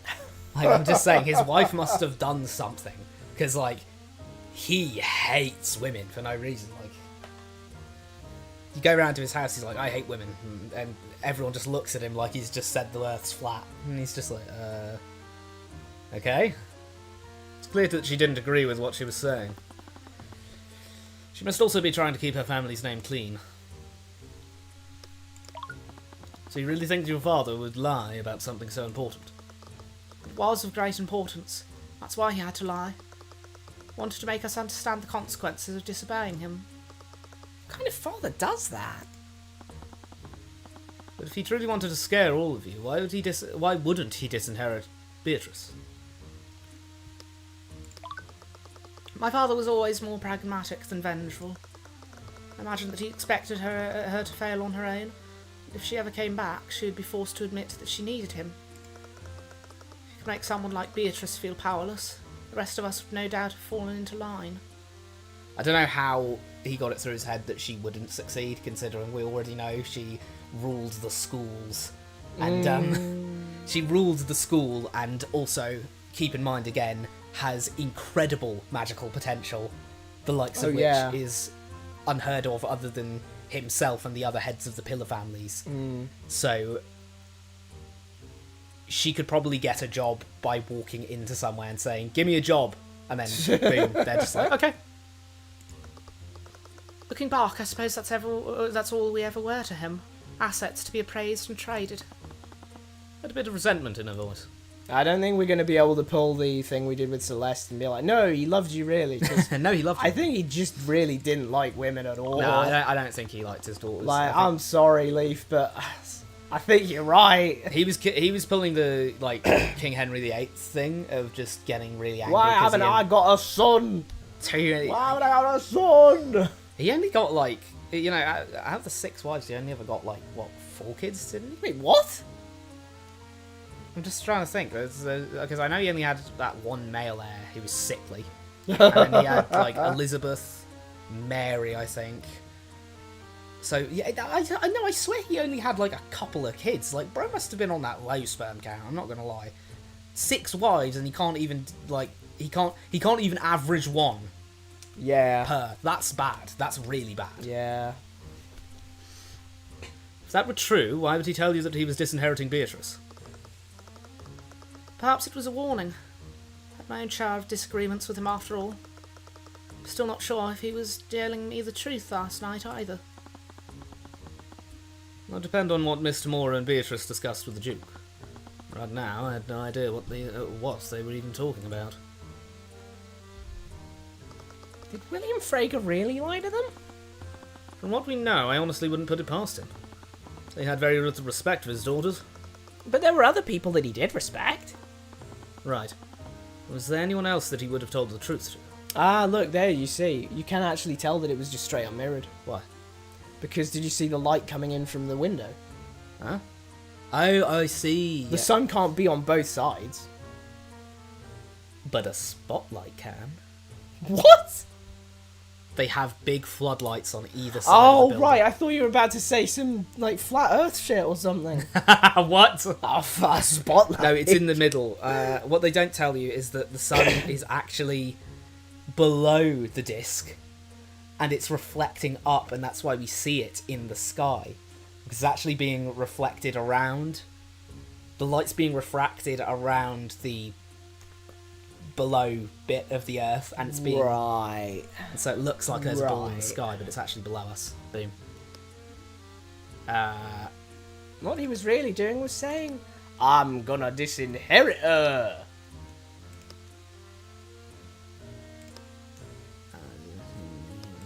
Who would he not lie to? He wouldn't lie to Jan. He wouldn't lie to Jan. Jan's too goat. He wouldn't lie Nah, to what evidence have we got? Let's do a quick read through of our evidence. It's been a week. What? You just said let's do a quick read through of our evidence. Let's do a quick read through of our evidence. My throat is messed up. Your This throat was a is messed up. mistake. Earrings of Vitality, a key. Mm-hmm. Beatrice is blind. Report William Freya. Murder weapon. Frigga The Man of 2 1 and maps. Method of entry. 2. Okay. Jan Ood. Rats. What was its name again? Oh, Lotus Juice. Wait, she called the sword Lotus Juice? Yeah. Oh wow, I forgot she called the sword Lotus Juice. Okay.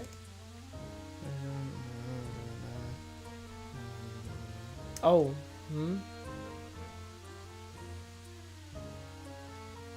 Yeah, that sounds useful. plausible. Health and security, all that. I think it's this because he wouldn't lie to Wouldn't lie to Lloyd. the goat. So, I mean the rat, not the goat. so what do we use this on? Just another one of his lies.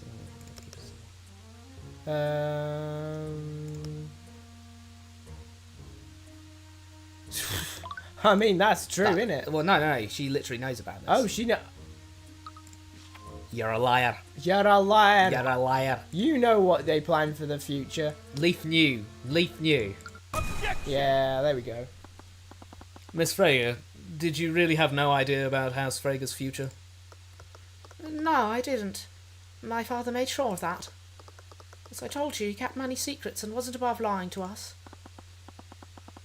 But with Beatrice gone, you would have been the one to inherit your father's estate. So it is primogeniture. Oh yeah. I just mean she would inherit. This sounds like you're inheriting the entirety, not going from a 33 to a, not going from like a 33% to a It does feel like that's just kind of assumed that like the I wasn't sure because Miriam doesn't tend to act like she's inheriting little to nothing from her father.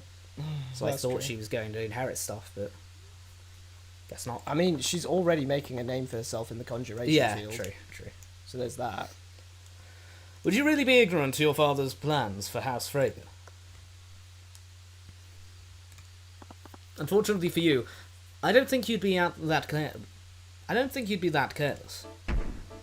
In fact, I have it on good authority that you knew exactly how William's inheritance would be divided before that night. What? Leaf, according to Lloyd von Sanctus, you arranged into a diplomatic marriage with his son.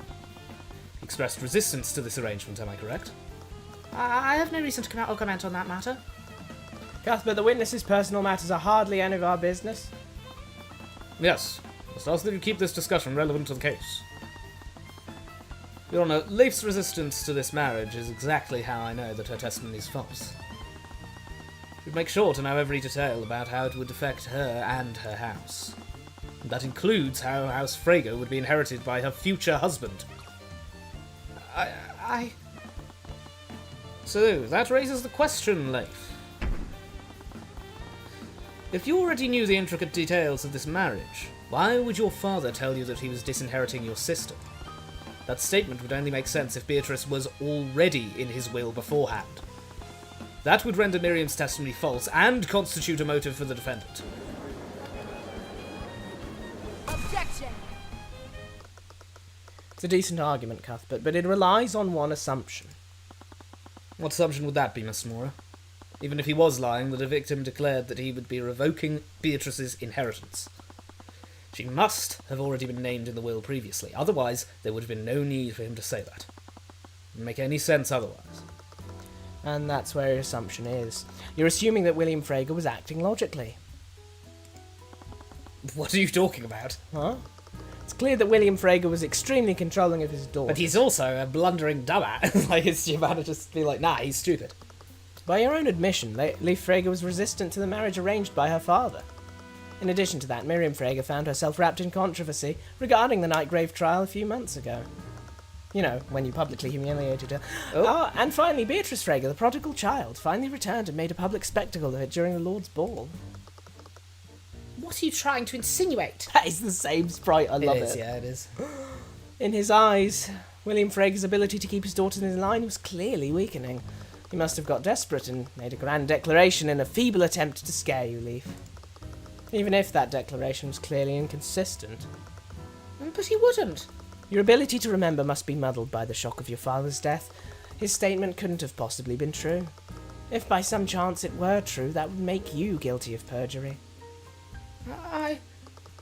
Or perhaps it was Miriam that was lying in her testimony. If your father's statement were true, the court might be inclined to investigate her for lying on the stand. Mr. Moore, are you threatening her? As I said before, I'm merely stating the law. I'm just asking her to consider the potential consequences of what she says next. What do I do? Yeah, God! I actually really do think Tamora is a Tamora's great... insane she's as great a at this. prosecutor character. Great prosecutor. I mean, yeah, we're technically the prosecutor, but she's the prosecutor for this Yeah. case. Like in We're doing all the- way. We're on the left We're and on the she's left, on the she's right. on the So right. clearly We're she's doing the prosecutor, We're right? doing the cross-examining. Yeah. You No, know. but that was really good. Like, first she got her to perjure, and then she uses the fact that she perjured Oh, to you just threaten did her. perjury. What the heck? A 1-2 blow of grabbing her by the neck. Grabbing her by the... You were confused there. Your analogy didn't work. I was going to go for the neck. I Really? just forgot what neck was. I just thought you were going to say grab him by the balls and then realised that made no sense. Damn it. She was really pressuring Leaf to side with her. She was clearly conflicted, though. Wasn't there anything else I could do? I could feel a sense of clarity when I looked. Oh, are we doing Empowered Eye? Empowered Eye, come on! Was the Eye of Horus radiance reacting to her stress? Come on! Come on! Just... I accidentally just give myself a just... We're not at the end of the case already, I are we? want to say hernia. Aneurysm. Aneurysm, that's it. Give myself an aneurysm. I'm sorry, I need time to think. Please don't stare at me like that, Mr. Cuthbert. Yeah, don't stare at her like that. Tyrion, focus. Wait a minute. You're right, I'd like to... It's too late. Naught can remain concealed. I activated the empowered eye once again. It had to be something in her... So he really was just leaning over the desk and going... It's that meme. It's literally that meme of the guy's face turning guy- red. yeah. Yeah. There had to be something in her mind that I could use. State of her father's inheritance was a backbone of my case. Is there anything in her mind that could definitively prove that what was on his will? The sword of spell eating. Make her think about the monkey for no reason. How did both swords find their way into Beatrice's room? The tracker of... Oh, That's Blade because Wolf's one name is thing. Tracker. Ah, makes sense. Tracker rather than Blade Wolf. Fair enough. No, Mr. McCoy's sword is one thing, but he couldn't possibly have broken into Harrodson Gallery. Though he was extremely fixated on it. What? Did she know how Celeste's sword was taken? As much as I wanted to follow that lead, it would have been all for nothing if the trial ended now. Need to try something else. What do you think about this monkey? What? Why am I thinking about a monkey? Didn't evoke any useful thoughts from her? Rat. No, she doesn't. Why am I know. thinking about rats? Why am I thinking about rats in the vents? I don't know, maybe she was... I Actually, no, have familial bond, I want to... Have her think about Lloyd von Sanctus. Oh yeah, sure. As much as I hate to admit it, this trial is a perfect opportunity to back out of my marriage to Jaden. Von Sanctus's holdings are weakening by the day. Doubt he'll be able to put up that much resistance. Once Beatrice inherits the estate, we might be able to rebuild our family. She was assuming that Beatrice would inherit House Frege. Confidence must have meant she was certain of what was in William's will. How could I prove that?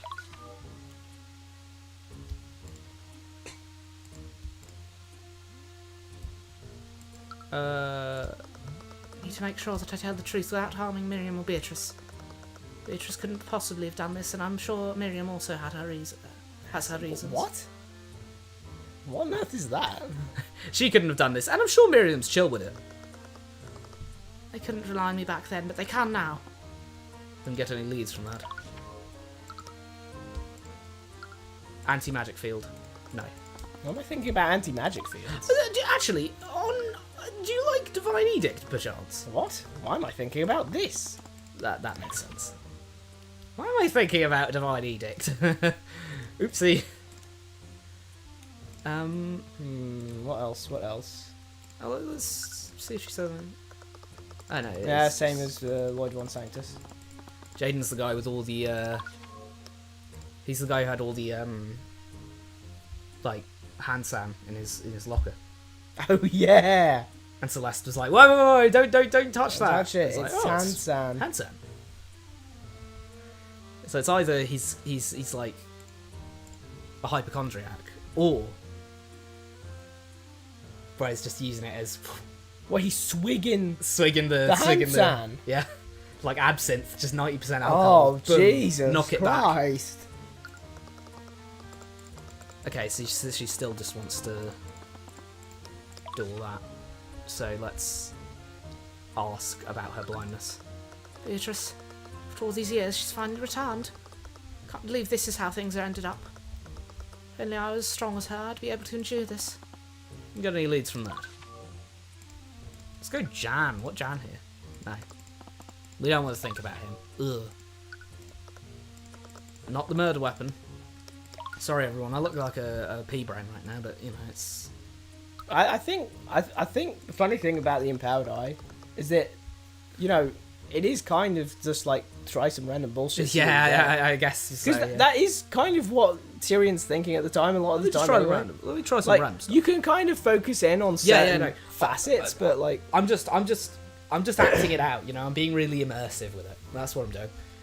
no, but like you can focus on some things, but you can Yeah. if you focus too hard on this line of questioning of let's think about Yeah. stuff regarding This. the inheritance, you're probably going to miss one thing. Yeah. Because there's usually like one or two things that are just off the beaten path that actually are relevant to it. Yep.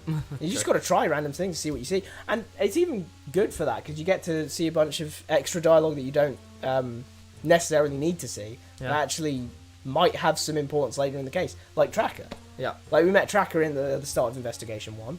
Why would Miriam say those things? Am I misremembering what happened? No, I would have remembered something like that. She must be trying to protect Beatrice. So Miriam's testimony was a conscious lie. Beatrice's inheritance wasn't revoked until the night of the murder. The intellect, very smart. No, it's not smart at all. It's not smart at all. What about the Haraldson security? Do you know his password? Do you know the internet password? No. What about Asta? No, nothing on Asta. What about either of her sisters? I tried Miriam. Oh, right. Let's try Beatrice. She's family. Same as blindness. I like that as well. Yeah. Because they both pertain to What the about same William? thing. Father, we had our differences, but I did love you. I never wanted you to die. Seemed genuinely surprised and regretful about his death. You didn't think she did it, did you? I thought she did it, not gonna lie. I thought it was like a three-way effort. They had Miriam crawl through the ducts, and then they had, like, Leaf distract him, and so on and so forth. From our encounters earlier, I knew that Beatrice had an accomplice, but I doubted it was Leaf. What about Leaf? She's... What am I thinking about this? Why am I thinking about myself? No, yourself maybe, isn't maybe this. Ruby. Ruby Tamora. Had stories about her. Never expected Beatrice to hire someone like her. Wonder if she'll be at the will reading tomorrow. Will reading. Is it for William Frager's will? You see what I mean? Yeah. Ruby Tamora. There's yeah. no way you'd think I need to scan Ruby Tamora. You just kind of just have to do some random bullshit go. I Which believe... makes sense because you are just like, I need something, anything. Yeah. I need any random crap to throw at this right now. I believe you've had enough time for deliberation, Mr. Cuthbert, and weird staring. Are you able to prove the defendant's motive It's or lines not? like those. It's lines like those that make me think that the Empowered Eye takes place in seconds. Yeah, I believe you've had enough time for deliberation. But then it's lines like, Why are you staring so harshly at me, boy? It won't change the fact that I have won. Makes me think that he is staring at them harshly for a weird long... But yeah, I'm just saying, that happens, and then immediately afterwards, the next text block happens. Yeah. Well, maybe not immediately, but like moments. Yeah, I mean, well, I don't think they're doing all these animations where when Yeah, just quickly going through all of it. they're just rapidly emoting on the stand. Everyone's like, is anyone seeing that? Are they having a seizure? Can we get medical in here? Are you able to prove the defendant's motive or not? I'm not, Your Honour. At least not yet. It's clear we won't get anywhere until we can confirm the state of William Frager's will. We can easily confirm that tomorrow morning, when William Frager's will is read to his family. How did you... I see. Once his will is read, it will become public record. So no harm in waiting until tomorrow morning. I have no choice but to suspend this trial until William Frager's will can be read. Objection! This is ludicrous. The case against my client is completely outrageous. We spent the entire court proceedings arguing if her motive even exists. The prosecution has very little evidence that physically implicates my client. Mr. Mora, you clearly don't believe that the defendant had anything to do with the murder. Of course I don't. She's completely innocent. Well, if your client didn't murder the victim, who did? You little... It's not... She doesn't need to prove that. That's not my fucking job, Tyrion! Actually, no, technically it still is, because... No, hang on, I'm actually fine with this, because that's what it's been the last few cases anyway. We've been on the receiving end of that. Oh my god, you're right! Ari's been doing that to us for so long. Right. I'm completely fine with that. That's consistent too. I like that. Him going, alright, then prove who it. did then? Who did it? Feels so good to be on the other end of that. Be like, It's such a low blow, but the prosecutor can actually do it. Okay, who did it then? We can't stop the trial until you find out who did it. Your Honour, with no other suspects, are you in a position to pass a verdict? No, I am not. I felt a bit guilty for using this trick against Mr. Mora, but I knew Beatrice was guilty. She'd always taught me to use any ploy I could to win anyway. Mr. Cuthbert is correct. Court does not have enough information to pass a verdict. Till the Inquisition has time to investigate these new developments, I will be suspending today's trial. We'll resume the trial tomorrow afternoon. Court is adjourned.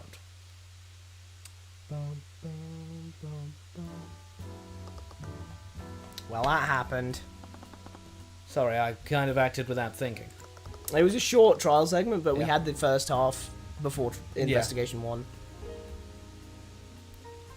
The weirdest part is that Steelwind somehow knew you would do that. Right, that is strange.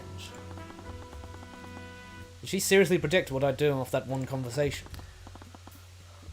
I'd consider it more like an educated bet. Yeah. Like a gamble, but like I'm relatively confident this will work. I'm not completely convinced it will work. If there's one thing I have to complain about though, it's that Tyrion even being there to begin with. Why? Well, I mean, surely she knows other prosecutors. It's the same thing with Wallace. Oh, yeah. He works great for the story, but in terms of the world building, it shrinks the world building by saying that Arya doesn't know any prosecutors. And that Arya only was like, oh, I'll go to Wallace, he'll patch me up. Yeah, I'll go to Wallace to patch me up because he's the doctor that the player knows. I'll go to Tyrion because he's the attorney that the player knows. Also, Rip Wallace is important. Spreadskedaddle off. Yeah, jeez, he really could have been generic. Like I love how we didn't even keep him on the prosecution aid or anything. Yeah. He was just like, well, Oh my god, you're right. I mean, I was here to just heal her, so I'll My work go here is now. done. I'm going. Bye. Can I go now? Yes, you can go. Considering how things turned out, she was right on the mark. That was still a gigantic gamble on her part. Anyways, Shot. oh, that was dire. That was right in my ear too. That was crazy. It sounds like my throat's been shot. Yeah. Shot. We have some time to ourselves. I'd really like to catch up on some sleep. Hold on. What? Didn't the trial take place in noon? Yeah. It hasn't been that long. Bro needs... Oh, wait. Investigation 1, we didn't get to any sleep, did we? Yeah, we were up all night. That was an all-nighter. Yeah, okay, fine. Hang on. He's only been up 36 hours. That's I was going to say, it's probably only like 2 in the afternoon. 2 in the afternoon. Come on. Truck it out. My work had only started. Still had no idea who Beatrice's accomplice was. And will reading was just an opportunity to buy us some time. The question remained. Who really murdered William Frager? Beatrice Frager. What the hell was that? Why is your son filling in for Arya? You told me he was harmless. Listen, I have the situation under control. That's true. I'd hate to see a situation you can consider out of control. Literally just shit staring. She's actually a professional shit stirrer. Yep. Like, God, she just goes up to people and goes like, ha ha ha, Lamau. Hell must be boring around about now. Eris. My father is not pleased with today's developments. He promised that the verdict would be passed before William Frager's will became public record. You know, I actually want to see one of those paintings. I don't know why it popped into my head, but I want to see one of those old paintings where it's like fox hunting or something like that. Yeah. But instead, it's human hunting, and we have like Lucio Steelwind and the Eye Taker with rifles and stuff, and just you know, with the one of those oldie worldy paintings. This has thrown quite a wrench into the plan. I understand. Cuthbert is confused, but he's not a threat to us. We'd better hope you're right, Tamora. Or else your poor ward might suffer the same fate as Prosecutor Steelman. Oh, what, did Eris do that? Eris sicked an invisible parrot on... She could have just done it herself. She's a demon. She Gone could have just invisible maimed and, her. That, you know, something else that I should mention? Yeah. The change in tone of her dialogue Yeah. was actually really good. Yeah, absolutely. Like, she went from the silly shit stirrer to the, okay, but deadass, this is seriously bad, and we are gonna mess you up if you screw up any further. Like, this is some crime boss shit right here, you know what I'm Well, saying? some devil shit right here. Well, yeah, she is an actual literal demon. What? Get the verdict, or we'll kill your son. Yeah. It's an insane one. As Frager is too important a prize for us to let go.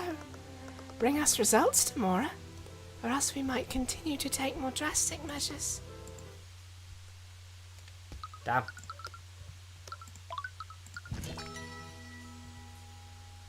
Well, that was an exceptional trial segment. That trial segment was great. I love that. Let's see if Case 4 continues that momentum now. Hopefully it does. Yeah. Miriam, there you are. Where have you been? I'm not gonna lie, I was kind of worried after Investigation 1. After Investigation 1, yeah, we were definitely... Yeah, I was like, oh no, this case is gonna be bad. ours. That trial segment came over and was like, no, No, we're gonna be good again. No, let's lock in. Let's lock in. Lock in.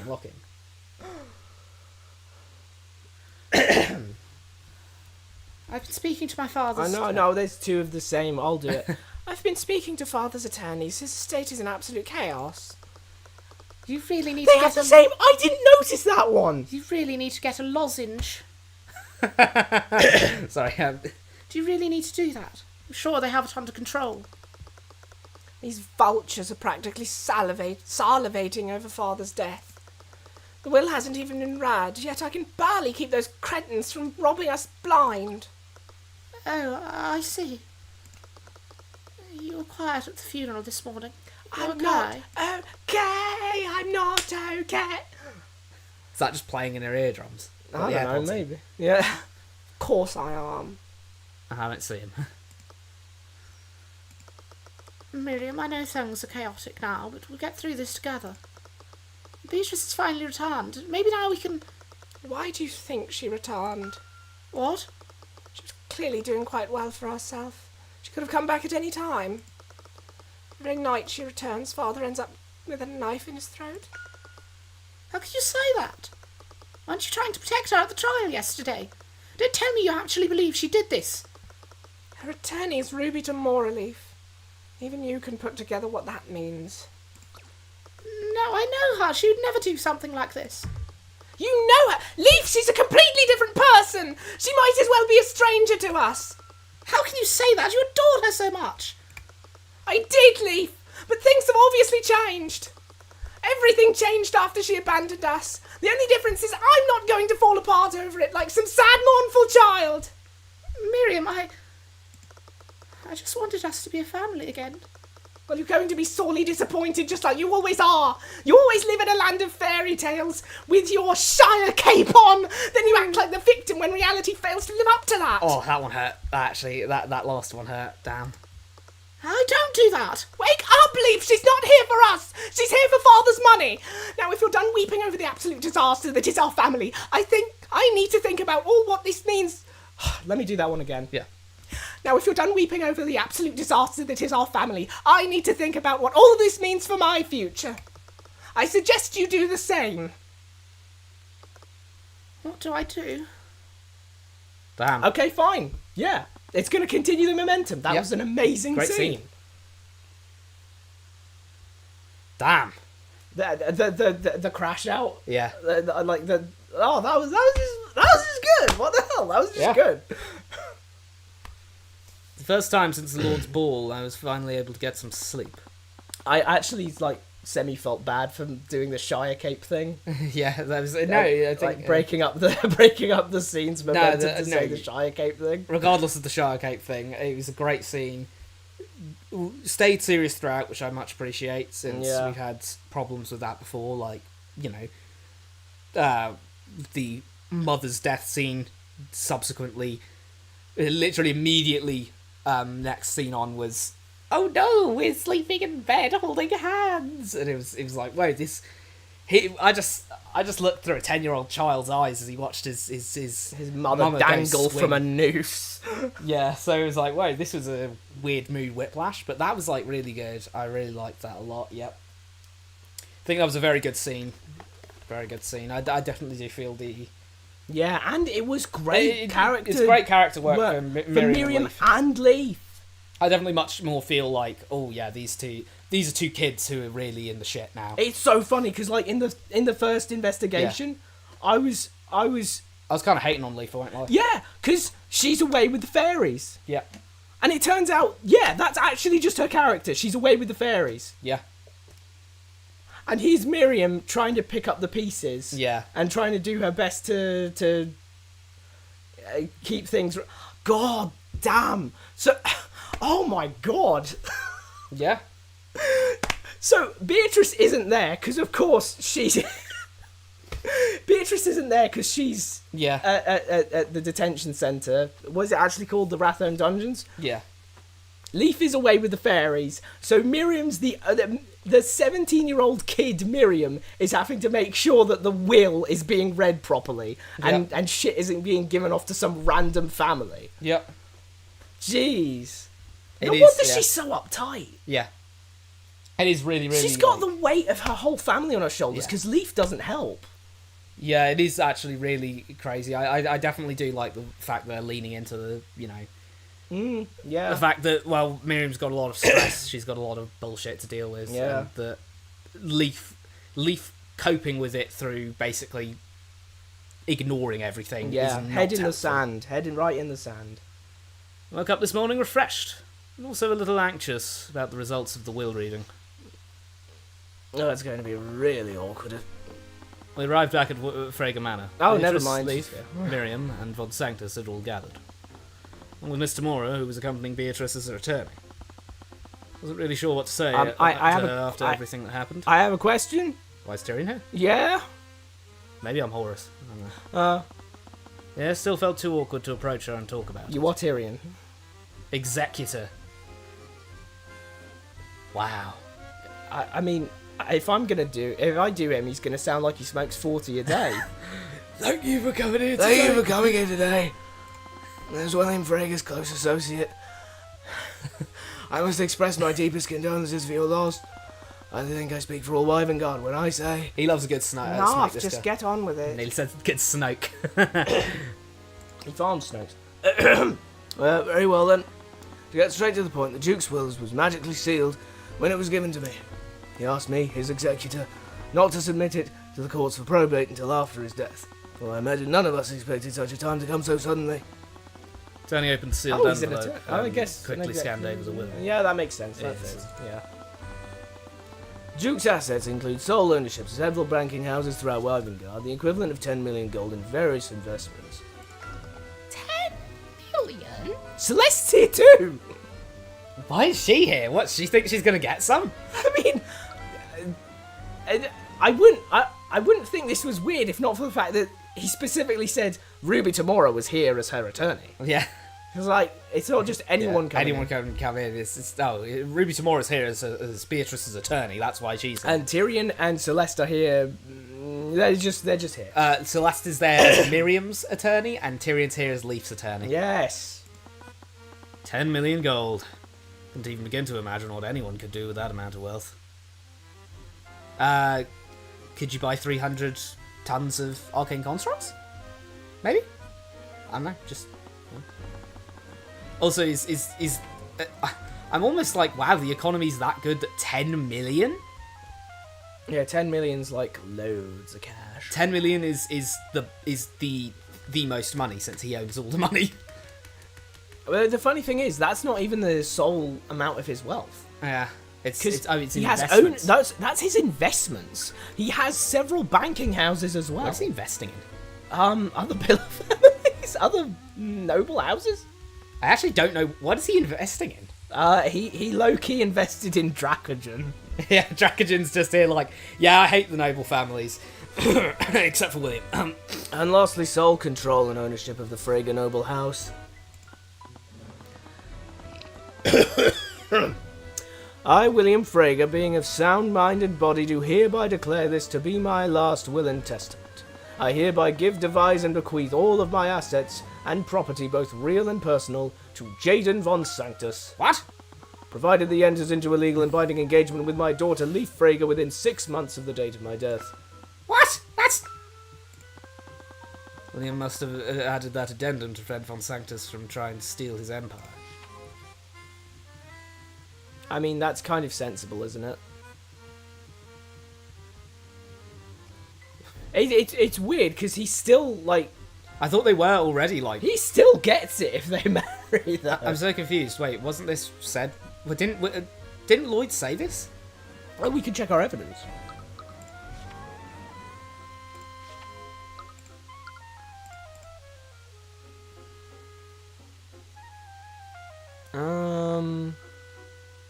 It was, not was to be.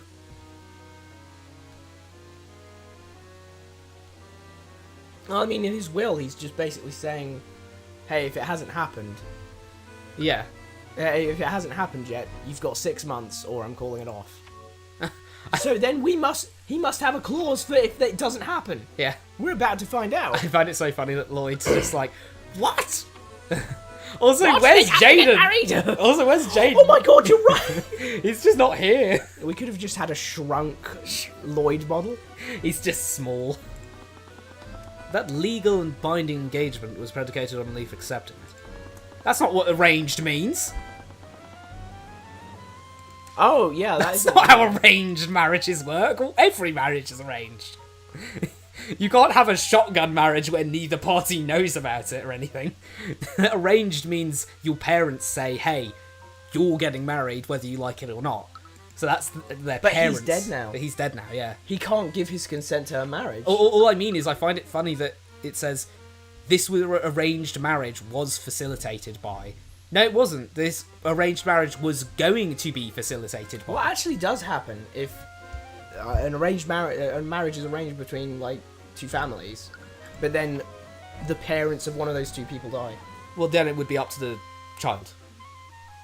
It would be up to the child. So it is literally as this? I only have a... Yeah, I think this is perfectly reasonable. I only have a problem with the wording of the thing saying, oh, this marriage was arranged and... this arranged marriage was facilitated by William Frege and Lloyd von Sanctus. Which, no, it wasn't. There's no arranged marriage happening, guys. Oh, you mean it hasn't happened yet? They said they were going to, but, like, that's you know, betrothing 2 people Yeah, I is see different what from you- okay, arranging yeah. a marriage. She clearly didn't want to go through with it, so if she simply waited 6 months, Von Sanctus wouldn't have any claim to the estate.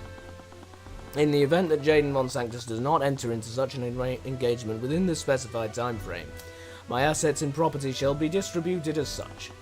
All of House Frege will be divided equally among my children as per the laws of our kingdom. So now, all of a sudden, it's a partition? So it's partition, not primogeniture. Then again, he's decided that in his will. As per the laws of our kingdom. Oh, yeah, fair enough. As per the law, what do you mean? I always decided this especially. It's a special case now, isn't it? As per the laws of our kingdom, I thought that was, like, in accordance with, like, assuming they're capable of inheriting something right now.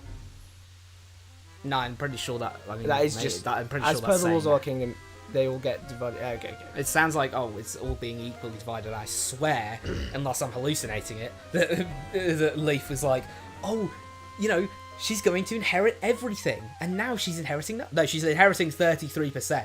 I don't think anyone on the planet is going to tell you that 33% is everything. Yeah. Like, imagine you get 33% of the cake. That's not all of the cake. Imagine you get 33% of a car. It's not all of the car. Like, if I give you if you pay the full price for the car and I give you 33% of it, I'm getting sued to hell. I'm getting sued so bad for that. I was right. William Frege never disinherited Beatrice. Since Beatrice would receive a portion of William's inheritance, she had a motive to commit the murder. So Bit skinny though, isn't it? So he's giving her. So okay, I actually am kind of confused about how he feels about his kids. No, he was going to disinherit it, he just didn't. No, but like he's giving them all equal shares of it. Well, what do you propose he does with it? Arranged marriage to Jaden Von Sanctus. Jaden gets everything. Enough said. But what if they don't marry? But what if they don't marry? Then he can just say, "What do you mean? Like, in the event that I die beforehand, in the event that I die beforehand, give it to." I mean, I guess I don't know. What does he actually do? I guess I'm just saying. I just find it weird that he actually did say specifically all of House Frege will be divided equally among. I guess I'm just surprised that he didn't have any backup plan effectively because he just went. Anyway, the usual law will apply. Otherwise, I can't think of who to give it to. So. And since Beatrice would receive a portion of William's inheritance, she had motive to commit the murder. Glanced at Miriam. It's hard to read her expression, but something appeared to be on her mind. But she was guarding it. Without a word, she walked out of the room, ignoring both Beatrice and Leaf. Me out here sitting here and like... Me just looking at the executor like...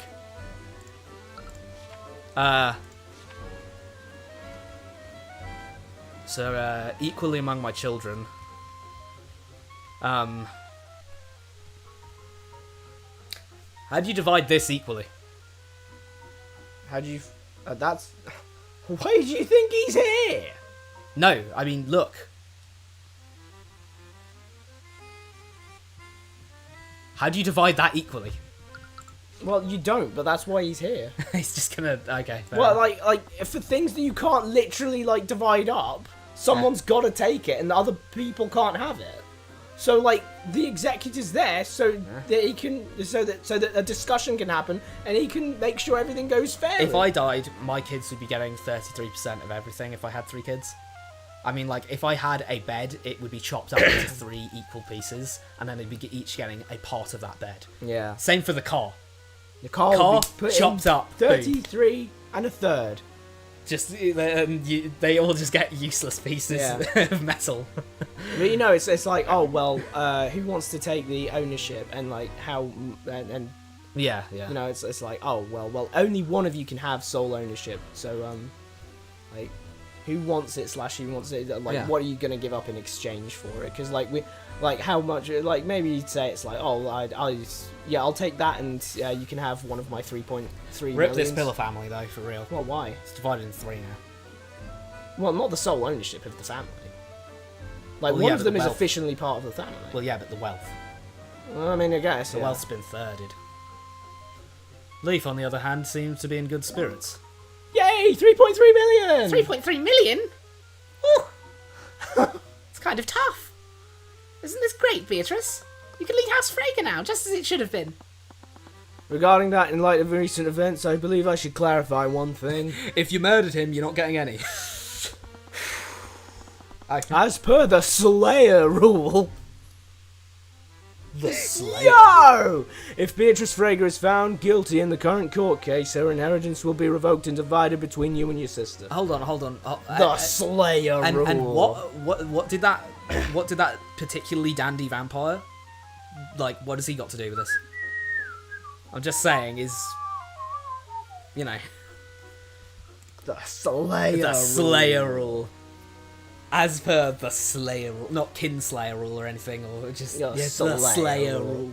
It goes a bit too hard, doesn't it? It should sound a little more professional. I'd kind of want to do it just so I could be a guy who, you know, and then they'd have to enact the Slayer rule. enact the Slayer rule. I see. Shouldn't feel so happy for myself. You really shouldn't. That can't be all, can it? Surely William added a note of Leaf's obligation to marry my son. I'm not sure what you're trying to imply. Can we open a window so I can puff a cigarette? I don't think those windows open. Wait, do we Looks have more like cigarettes? a lattice. I can't think of a single character who's used a cigarette. No one's used a cigarette. I don't know if they've talked about cigarettes either, so I don't think so. Nicotine is not real. Oh, damn. How long have cigarettes been a thing anyway? Time immemorial. Or at least chewing tobacco has been a thing forever. Like, I think ancient Egyptians were No. doing stuff with tobacco. I think, you know, nicotine, tobacco, that sort of thing. Humans got on that early. We were like, ooh. Leaf Frege is an adult with legal autonomy. She's free to make whatever decision she wishes about who she legally marries. Now, if you'll excuse me. Wait, we're not finished. Confirmed, so confirmed, 18 at least. Bro said, wait. Bro said, We now know the age of majority concretely. rad. What? Bro said, anyway, you guys work out how to... Bye-bye. Oh my You god, guys he work left, out how you're to inherit. right. What the hell, bro? Come back. I'll drop the mic on that bombshell and... Wait, we're not finished yet. We're not you finished. haven't actually decided how it's divvying up. And also, Miriam Frege needs to come back. Come back here. I'd love to catch up with you, Leaf, but I was only allowed out of my cell to attend the reading. Noted an Inquisition knight outside the door. Seemed to be watching Beatrice intently. Also, noticed Honestly- how the executor just buggered off from the discussion. I wish that Inquisition Knight wouldn't be staring at me so intently, though. Naught can remain concealed. Sorry. He can do it too? Wow. Don't worry, I'm sure once this misunderstanding is resolved, we can talk all we want about our family's future. Of course. She's leading her around by the ear. Yeah. Group of knights led Beatrice out of the manor, and Leaf followed after them. It's funny. I compared. I said earlier with the school thing. Is she Seto Kaiba? What, we're going to use Exodia to banish her demons? but like having a younger sibling with complete and total loyalty was part of how he got the Kaiba estate. Because he Seto and Mokuba were given a 1% share each or something, Yeah. right? And then something Seto does business and ends up with another 49 or something. Or maybe they were given 2% each. I forget how it works. But basically, CEO man, boss man Kaiba is like, you don't control the company. And then Seto's like, yes, I do. Mokuba has 2%, and he's going to side with me. He's like, no, he won't though, will he, lol? And then he's like, yeah, I will actually. It's like, no, wait, you took my company. I feel really bad for... I do actually feel really bad for Leaf now. Oh yeah, she's just Like, naive and just being led around by the ear by like, everyone. damn, I'm I'm low-key hating on no, I'm high-key hating on Beatrice. Yeah, she like you said last week. She's just trying to trick everyone. Yep. Ari is just dead ass right about her. Is the thing. Yeah. She just manipulates. Arya just knows. She gaslight gatekeep girl bosses her way to what she wants. Real. She kind of sucks, and she works with demons. If it means working with demons, she'll go and get what she wants. Leaving Celeste and me alone with Miss Tamora. This is the worst hearing. Bro, This none is the of worst these people will are in hearing. the will. This is the worst will hearing I've ever been a part of. It was like 5 minutes long.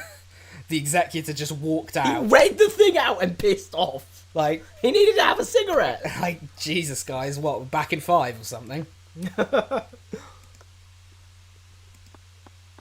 About what happened. Look, I'm not angry, Cuthbert. Oh. It was an extremely unfortunate situation, and Steelwind clearly put you on the spot. You felt pressure to do something. You made a rash decision. I'm sure the court will understand if you withdraw. What? Cuthbert, you're not a prosecutor. You know that, right? Didn't you become an attorney to defend persecuted mages? But Beatrice is guilty, I saw it. I'm not going to argue about this again. You are going to withdraw. This is not up for discussion. I'd always regarded and respected Mr. Mora. Regarded? Yeah, I think you can say that. Yeah, I think so. I was reading it as I've always regarded Mr. Mora with respect. And I was like, wait, huh? I'd always regarded and respected Mr. Mora. She'd never steered me wrong before. Maybe she was right. Maybe she knows more about what's going on than I did. She still was my mentor. I wanted to believe that. I really did. Deep down I knew this was wrong. Mr. Mora may believe in Beatrice's innocence, but I couldn't just abandon this case and let her escape justice. My hands were trembling. Why was I so scared right now? Felt Celeste gently hold my shaking hand from behind me. What are you doing? It was warm and comforting. It was the same sensation that I'd felt back then. Took a deep breath. I'm not going to do that, Mr. Mora. I'm not going to do that, Mr. Mora, and also my girlfriend's here. I just find it funny that we're in this situation where, this must look like, if anyone outside was seeing this, this must just look like she said, no, you're not allowed to go out with that. You can't get married. You can't go out with that person. You can't go out with Celeste. And he's like, no, I'm going to. What? I'm not going to withdraw. If you believe in Beatrice's innocence, and you truly believe you're on the right side, then prove it by beating me. Fine, do whatever you want. You're only going to make everything more difficult for everyone. Tyrion? As soon as Mr. Moore stepped out of the room, my body dropped to the floor. Boom! He's dead! Murdered! Celeste did it! Whatever bravery I felt got replaced with an extreme amount of fatigue. Good lord, that's the first time I've ever spoken to her like that. But you still did it. You stood your ground. Figuratively, I mean, right now you're just kind of sitting on the floor. Yeah, I need to take a moment, and we go back to the ballroom. Hey, so, I didn't want to interrupt whatever that was. Just follow us to the ballroom, Orim! Why do we want Orim to follow us? Yo, Orim, come with us! Let's have some drinks! Yo, Orim, my guy, come here. Yeah. Yo, secret handshake, woohoo. I mean, isn't this a bit personal for Orim to be taking part in? I don't know, we're chill with him. Like, yo, Orim, can you officiate? I ain't got a dad no more, so can you, like, lead me down the aisle? We all return to the ball. You okay? Yeah, I just needed a moment.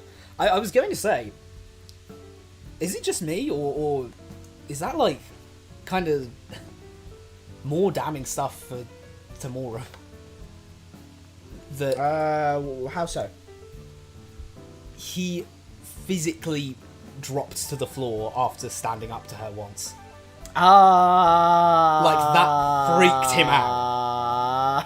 And he even said, this is the first time I've ever talked to her. That wasn't exactly a massive row or anything. That was just, no, I'm not, no, I disagree. I'm not going to. Yeah, that didn't need dropping to the floor. That needed. That needed a bit more. What am I doing? Why did I say that? Like, Celeste, should I go and say? Should I go and change my mind? Like, like a bit more conflict and a little less. Oh my god! He should be acting like that after talking to Lucio Steelwind. A bit more, yeah, bit more conflict, bit less fear. He really shouldn't be feeling that much fear. Oh, he really shouldn't be feeling that much fear from talking to his mother like that. I mean, like, talking, saying no, mom, I'm not going to do this, that, and the other. That's like, that can be intimidating if they're quite stern. But like, I don't think even the sternest parent you're going to fall backwards and be like, like Darby. He's full on tweaking right now. Like, yeah, I just needed a moment. Like, bro, I just needed a moment to come down from that panic attack. Like, whoa, he freaked out from that. It's like, makes you think that he'd talk up against her and she'd just fucking backhand the shit out of him. Like, damn. I'm just saying. Closed my eyes and took a deep breath. Still had a job to do. The will reading brought us a few more hours to investigate the murder. We should take advantage of that new information we just learned. So where should we start first? Okay, Orym. Oh, wait. Oh, yeah, because Orym is... yeah. Oh, wait. We're the prosecutors. Oh, we're the prosecutors. Shit. That's awesome. I love this. No, this is cool as hell. Right, I was the prosecutor now. That technically made me his boss for the time being. This is weird, right? Yeah. Goodness aside, I've never really led a task force before. What would Steelwind normally do in this situation? Well, normally she'd have us investigate areas of interest. Right, the context of the investigation tends to change after each round of court proceedings. What we're lacking right now is physical evidence. Could you and the Inquisition search the gallery in Beatrice's room? Maybe you can find evidence of how the sword of spell eating was stolen. Whatever you say, boss. That covers the Inquisition, but what are we going to do?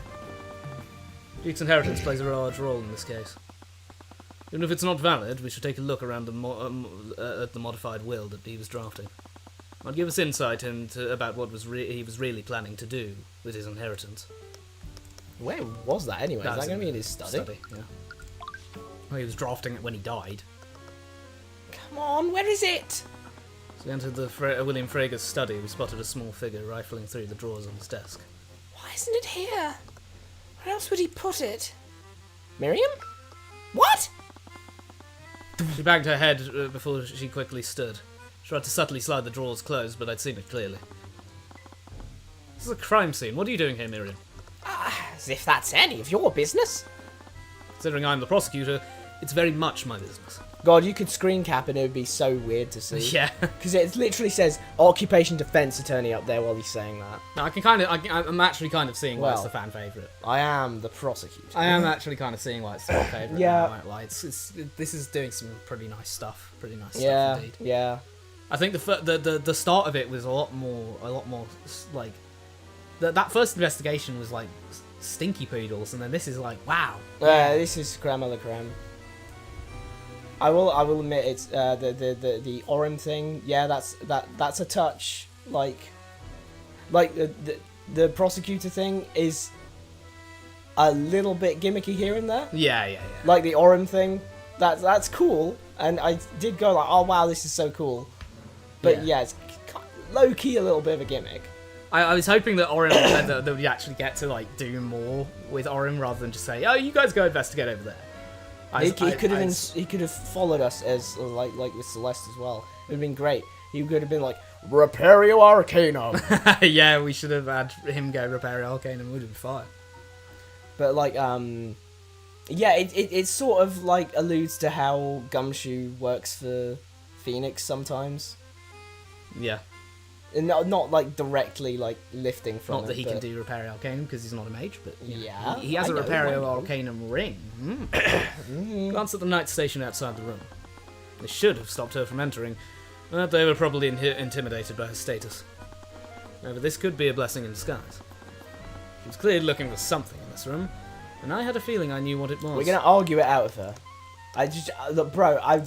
Before you even get it, we're arguing it out with her. Trust me. Arcanum. Can I look at their stuff again? They of some sort of scholar. Some text on it. Rook Resenor. He cooked Rook the the books. cook, 'cause he Rook cooks the the cooks. Rook the cook is cooking the book. Sometimes I wish I could have a name like that. Oh yeah, Crimson Crimson Demon. Demon. Not that one. Several books on economics and stuff. Yeah, it's just the same dialogue. Wait, actually, let's present like. Let's present Wallace. No. I'm not sure what you're expecting me to say. Can I present? Present Divine Edict. Do you know about Divine Edict? No? Okay. What can be so important that you disturb an active crime scene? It's none of your concern. I'm merely trying to find something that belongs to me. Really? Because I have a feeling we might be looking for the same thing. You're looking for the will that your father was drafting, aren't you? That's... Are you trying to destroy it before we could get to it? No, of course not. I just needed to see it for myself. Did she really do this? Why are you so determined to see the drafted will? Wait, we're Miriam? not arguing it out. No, That's just insane. She's fine with it. I just wanted to see what my father's final wishes were.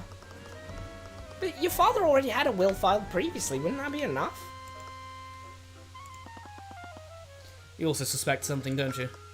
Of course not. Beatrice would never do something like this. Miss Frager, I never even mentioned Beatrice. We're not on the best terms, but please understand that we're just trying to get to the truth. I don't think your sister did this, but she may have been involved. May have worked with someone else to orchestrate her father's death. Like Leif, she didn't immediately deny it. Also watch as I flip and flop between Leif and Leif. Loaf. I'll just call her Loaf at this A point. loaf of bread. Where's the will, Miriam? I need to see it. Where is it? I don't know. I haven't been able to find it. It's because it went up the chute with Scrabble Barflack. Scrabble Barfleck took the will. No. Recall that she was frantically searching William's desk earlier. She was probably telling the truth. She goes like she went like. Now, Scrabble Barfleck, I need you to destroy that will. You mean Will Ian Frager? No, the will. Okay, I'll kill the will. No, Scarborough Barfleck, you're killing William Frager. No, what are you doing? And that's how it happened. That's how it happened. I didn't mean to kill him, I just wanted the will, damn it. I just wanted Scarborough Barfleck to destroy the will. Curse my father for being called William Frager. Oh, That God. would be so weird. Admittedly, but yes. It should have been her, but it isn't. I didn't read it in time, I'm sorry. But I can't find it. Oh, no, wait, I did say that and then went on the chute. He locked the door when he began drafting it. In addition to that, the Inquisition closed the area off after the body was discovered. And someone must have took it during the lockdown. It's likely the murderer took and or destroyed it. It was probably stolen by whoever murdered him, right? Yep, Scrabble Barflack. He took the will, went up the chute, and then started drawing on it in crayon. Yeah, that would make the most sense. Which means that whoever did this wanted to nullify whatever was written on it. It was looking more and more like the motive behind this was William's inheritance. Anyways, Shot. looks like we won't be able to find the will. The fact that it was taken must imply something. But now we should follow our other leads. Still don't know who committed the murder and how. Don't we already know the how? The murderer stole the sword of spell eating and used it to break into the study. It's true, but think about how they would have needed to move around the manor. Murder took place on the first floor within William Frager's study, but the gallery's on the second floor. We've needed to go upstairs, steal the sword from the gallery, and then use it to nullify the lock on the study. Is this me again nullifying the text or something, or why is the map textless now? I think it's just trying to reduce like everything that it's on the screen. Yeah, I know. Just like I feel like I've done the text log thing again, and the text has disappeared. So I have some sort of anti-language powers. Not only that, they would have needed to go back upstairs and plant the sword in Beatrice's room. About that, if someone conspired with Beatrice to do this, Why would they plant the sword in her room? It's a good point. They had a falling out. Barna might have tried to betray her by pinning the blame on her. If that was true, why wouldn't she just sell them out and make a deal with Steelwind? Be because of the Slayer rule. Slayer rule! I remember the guy at the will reading also mentioned that. What does that mean? It's pretty as the name implies, isn't it? Self-explanatory, isn't it? It was a law passed by the Crown centuries ago. If someone is involved in another person's death, even accidentally, they will not be allowed to inherit the deceased's property. Even accidentally is insane. Yeah, that's crazy. Imagine if it turns out that Miriam, for instance, accidentally left the vents open. Yeah. That means she doesn't get, like no inheritance. Scarborough can get through now, so she accidentally was responsible for his death. So she gets nothing. That's insane. It shouldn't be for accident. I love how the demon's name has slowly turned into Scarborough, like the town of Scarborough. I don't know. How do you pronounce this anyway? I don't know. I'm just going on the fly. I won't lie. Anyway, Mr. Barfleck. At least we get Barfleck right every time. Barfleck's right. Scrabler? Scrabler. Like Scrabler. Scrabler Barfleck. Scrabler Barfleck. Why are we doing this? What are we doing? You know, the sword went to her because she was like, Scrabler! Look, I'm confiscating that. Give that back now. Yeah, okay, I'll go up and give it back to you. He literally flies the sword all the way up there. Why does he sound like that? I don't know. How do you expect Scarborough Blarfleck? Well, Jan told us that he sounded raspy. Now he apparently sounds like this. He sounded kind of like there was this big rat noise. Oh my god, he sounded raspy. That's perfect timing. Oh, wow, yeah, Scrabler Barfleck should have appeared in this episode. Are you? I'm not Scrabler Barfleck. Ah. So even if Beatrice wasn't directly responsible, she'd lose her cut of the inheritance if she took a plea deal. More importantly, it didn't sound like Miriam believed in Beatrice's innocence either. If that was true, what else could she tell us?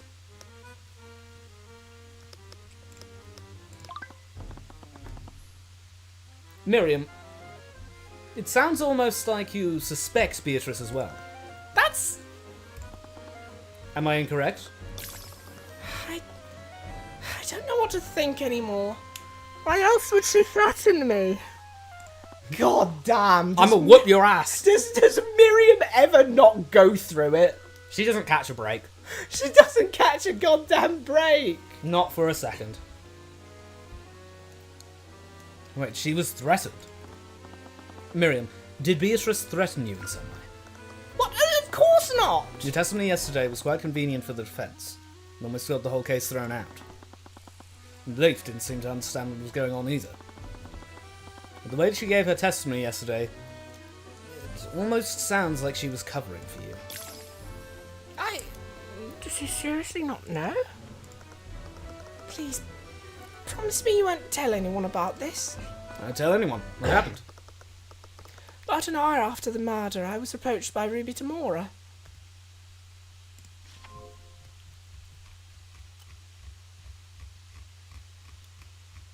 Sorry, I know this is kind of random, but...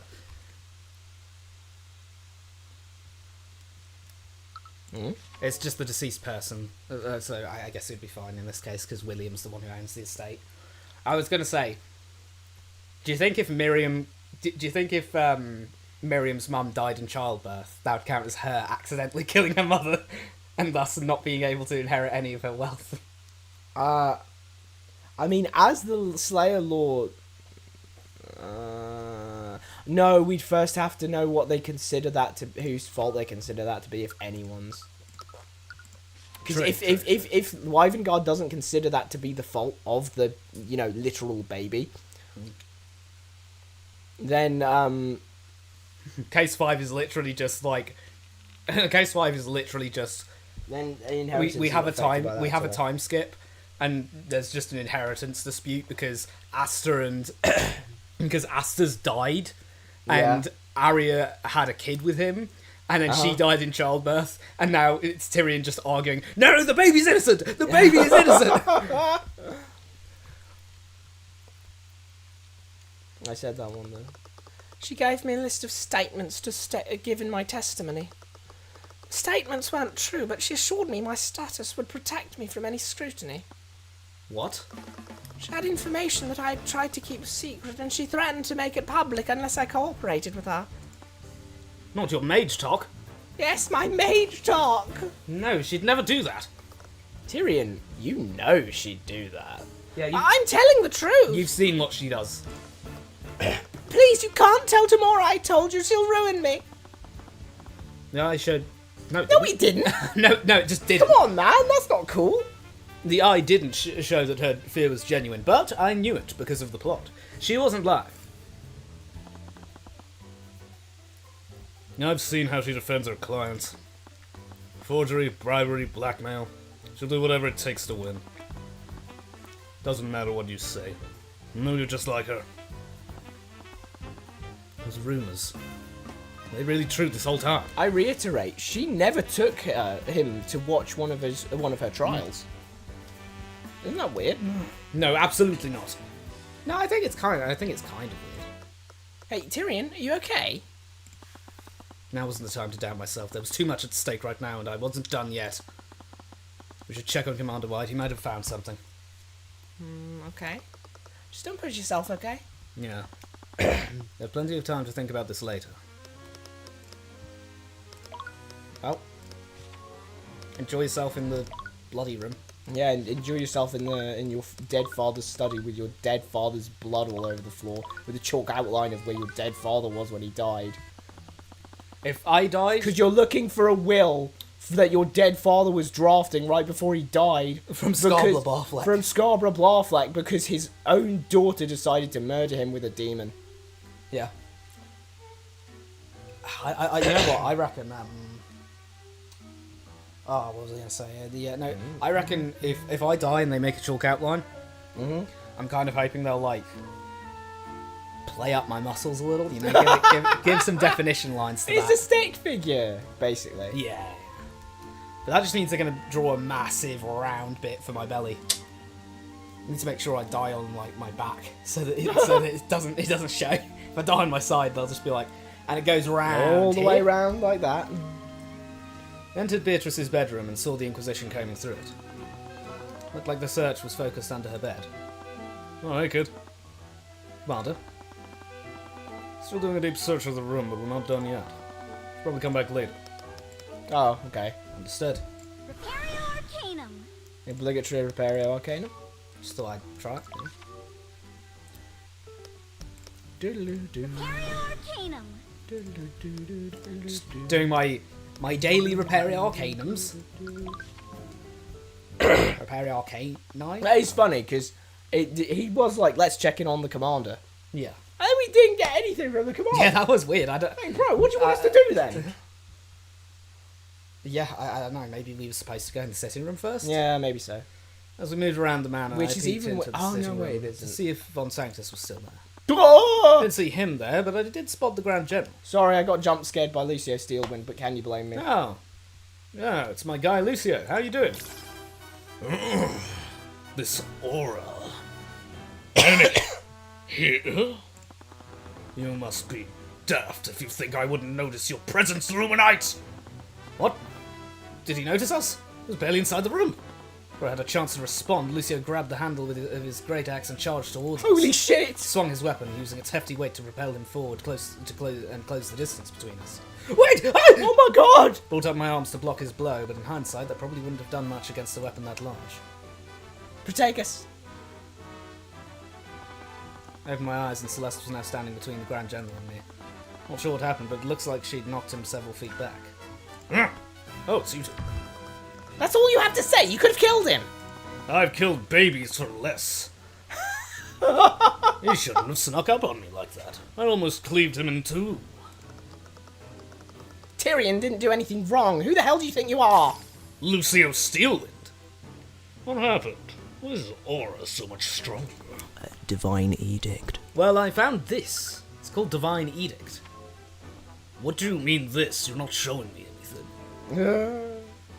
Well, if I had a spell tome, it would show up. Oh. Here, you can have this one. Psh. I don't know why I'm imagining a scene in my brain right now. So, Protagus. How long has she known Protagus? Oh, wait. Somewhere between case 1 and 3. 4. Yeah. I keep forgetting that literally the only spell she bloody knew was charge Blade up with magic. Yeah, Mage Blade was literally her only spell. Celeste, it's fine. I'm not hurt. Oh my god. I never noticed that. I never noticed that in his theme. What? It's got that same leitmotif that Arya has. Yeah. Da da da da da da da. Yeah. Like, I didn't notice that. That's cool. She looks more than a little irate now, but she begrudgingly put away her sword. The Grand General was one of the people with the motive to murder William Fraker. Not to mention that he was clearly no stranger to violence. He might know something. At the very least, he might have known some knowledge about William and his affairs. Counterpoint, Tyrion. If it was Lucio Steelwind, there wouldn't be a chalk outline. Yeah. Or at least the chalk outline would not be humanoid. Just saying. If it was Lucio Steelwind, he could have just walked in and then ripped him apart with his bare hands. Oh god. He could have just, like, treated William Fraker like a Lego man and just taken him apart, like... Do you want to see my divine edict? What do you think about this, Lord Steelwind? Completely inane. What else do you expect me to say?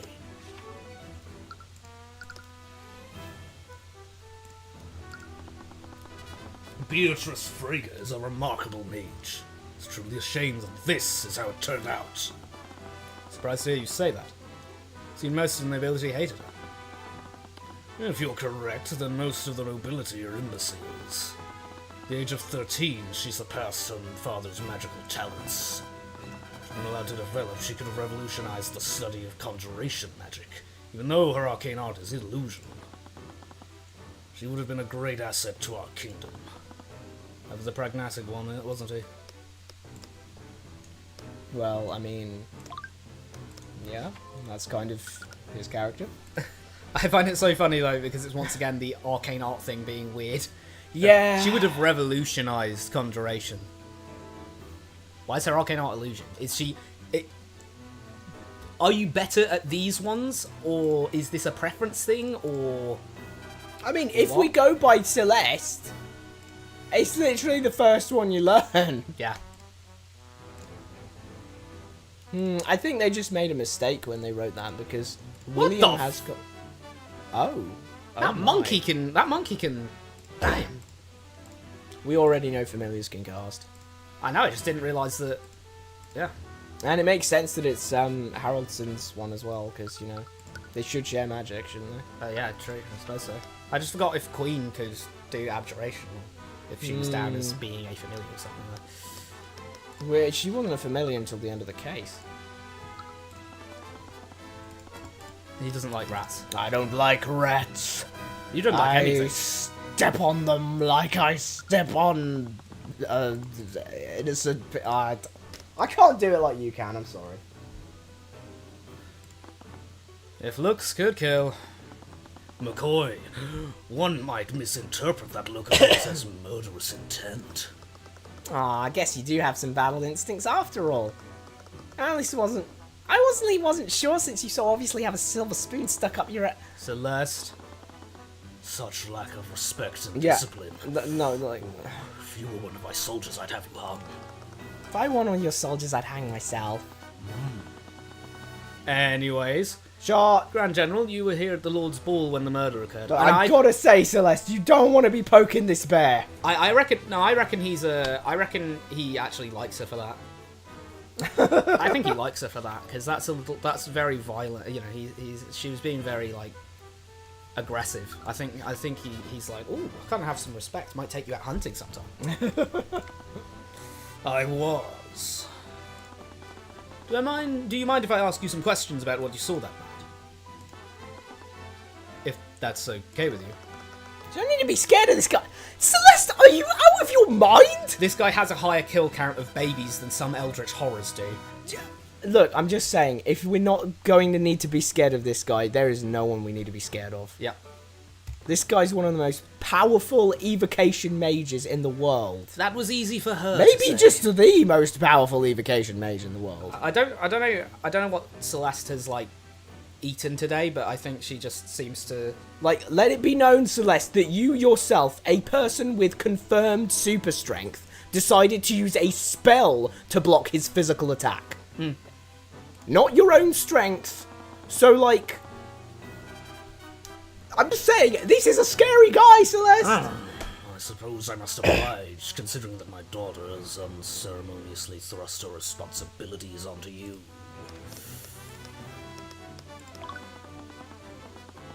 I'm sorry about what happened to your daughter. I'm sure that you're very worried. It's her own fault for exerting herself despite her injuries. There's a clear line between bravery and foolishness. How can you say that? Your daughter did everything she could to see justice done. By prosecuting the heiress of House Frege, she had very little evidence to substantiate a conviction. She wanted to strike a blow to a rival house. She should have made sure her first attack would be her last. Now, Beatrice Frege is found innocent, and he hopes of an alliance between House Frege and Steelwind will be completely annihilated. I don't know what you're staring for, Celeste. That was just straight bars. Yeah, he was spitting. He was Like, about to spit fast. like especially from a guy we know, like Lucio. Like, I know Tyrion decided to spoon feed us and be like, oh, he's pragmatic, but yeah, this guy is a pragmatist through and through. Like, of course he's gonna say something like that. I don't know why he's such a pragmatist, considering he spends most of his days going around hunting babies, but I don't know what's really pragmatic about that, but I guess we all have our vices, huh? Yeah. Where were you throughout the night, Grand General? I solos gatherings like that. I couldn't do with all the battering about recent news. I was in this room, and then I received word that the Duke's lost heiress made an unexpected appearance. She was supposedly speaking with the Crown Prince, so I made my way to the ballroom. Did you speak with them at any point? No, I kept my distance and stayed near the Kingsguard. But when his red one shows up, my purple one shows up. Yep. I needed to make sure she wouldn't try anything. Like, do you seriously want to be in the room with a pissed off Lucio Steelwind? No. That's a saw trap! That is a saw trap, yeah. Was this because you were wary of Beatrice Frege? Anyone who knew Beatrice Frege would be wary of her. She ran the school, I heard. It was kind of crazy. And her We're allegiance not letting them live that was one down, rooted- are we? No, it's because Arya could have said, no, she's like really hyper intelligent and stuff, but she went with, she's hyper intelligent. I've seen her run the schools. What? Like, it sounds like something you'd see off of, I think we said it at the time, it sounds more like Bully than like Yeah. an actual serious... It's like someone. It's like it's one of these things where you were basically looking at. You're looking at like Michael from GTA 5, and then saying that he was the kid in Bully, and it's just like, what are we doing? What are you talking about? But, adding on to that for some reason... Wait, what was I even going to say? What? Oh, yeah, I was, like you were just saying, because, Arya's so much younger than her. Yeah. Could have easily gone the route, she would have been around to see her graduate, yeah? Yeah. She easily could have gone the route of, oh no, wait, that was she left 5 years ago when she was 18. Yeah. So so there wasn't any time, they should have made her older. They should have made her older and given Arya the opportunity to say something about how, you know, immediately after graduating, somehow she was on the school board. Yeah. And I don't think that had anything to do with William Frege. Or Yeah. you know, immediately after she left, she was already in politics. And Yep. she was making a name for herself. Yeah. Like, no one makes a name for themselves right as they enter politics. Or she could have said, oh, she made this, and this magic while still at school. Yeah. And her allegiance with Ruby Tamora is only more concerning. Crown Prince had always been a bleeding heart, and the Freges are taught to sharpen their tongues from birth. I needed to make sure that she wouldn't interfere with his engagement to my daughter. No, actually, I don't want to say it to Lucio. What? I'm just going to say it to someone else. I'm not going to say it directly to Lucio, though. Say it's someone I trust. What? Say it to someone I don't think would, like, chop my head off. But, like, he said that wrong. Why? Well, he said sharpen their tongues. Sharpening your tongue. Oh yeah, no. Having a sharp tongue is being biting Yeah, and dull their and like. tongue. No, they're supposed to silver their tongues. Yeah, from silver birth. your tongue, not. If you have a silver tongue, Yeah. you're manipulative, you're charismatic, you're fast talking, you know how to get where you want from speaking to people. Having a sharp tongue is, Being biting Celeste. and insulting. Celeste. Barbed dialogue and She's very, being very Celeste. aggressive. Yeah, you're right. Maybe she's secretly a Frege. Yeah, she is very aggressive. Like in every case so far, someone's annoyed her, and she's immediately gone to physical threats of violence. Like, does Celeste not read the bloody news? I don't know where she gets off saying, "Oh, so you do have battle instincts. I thought you wouldn't have any since you have a silver spoon up your ass." It's like, Celeste, this guy has this guy's body count is way higher than yours. I don't care what your body count is. His is higher. Yeah, I really don't care what you did out in as a mercenary. Yeah. You are 19 years old.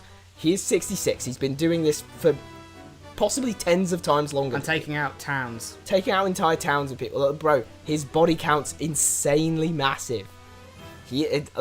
Whether or not you want to put battle instincts into this is a dangerous guy. I A think really dangerous guy. being unkind to her, she's completely batshit insane and has no clue what danger she's in. Being kind to her, she intentionally is like, oh, he'll respect me if I act all big and tough. She's actually she's playing 4-day chess if she's doing that. If she has that idea of like, well, maybe he'll be like, oh, I respect that fire. You were worried that she was going to try to take Asta back. I was. It was clear that wasn't her intention. You did overhear their conversation. What were they talking about? Their conversation was completely inane. It was all just small talk. Me when I show him something. What This do you is think of this? completely inane. This is completely inane. Lady Frege spent most of her time entertaining Prince Alaric. Oh, that's the kid. Right, the younger prince was there too. I forgot he existed. Well, he only just showed up suddenly and he was never mentioned beforehand. Alaric? What? I don't know. What do you mean? I mean, Asta comes from Star, right? Yeah. I don't know, I'm just... Asta comes from Star, a bit of a weird way to say it, for sure. Well, Asta spelt like that, doesn't it? Well, no, Asta, like, Latinate. Star comes from, Like with the E version? well, no, I mean, like, it's a Latinate word. Asta. Oh, no, as- wait, as it's always with an E, isn't it? Yeah. Oh, I'm barking up the wrong tree. Did you just think the name was A Star? Like, No, I A didn't think the name space was... Star. I screwed up, okay? But, Alaric. I wonder if I get anything for Alaric, or if I get... Oh, well, that's a surprise. King of the Visigoths. He rose to the leadership of the Goths who came to occupy Moesia? Mesia? Moesia?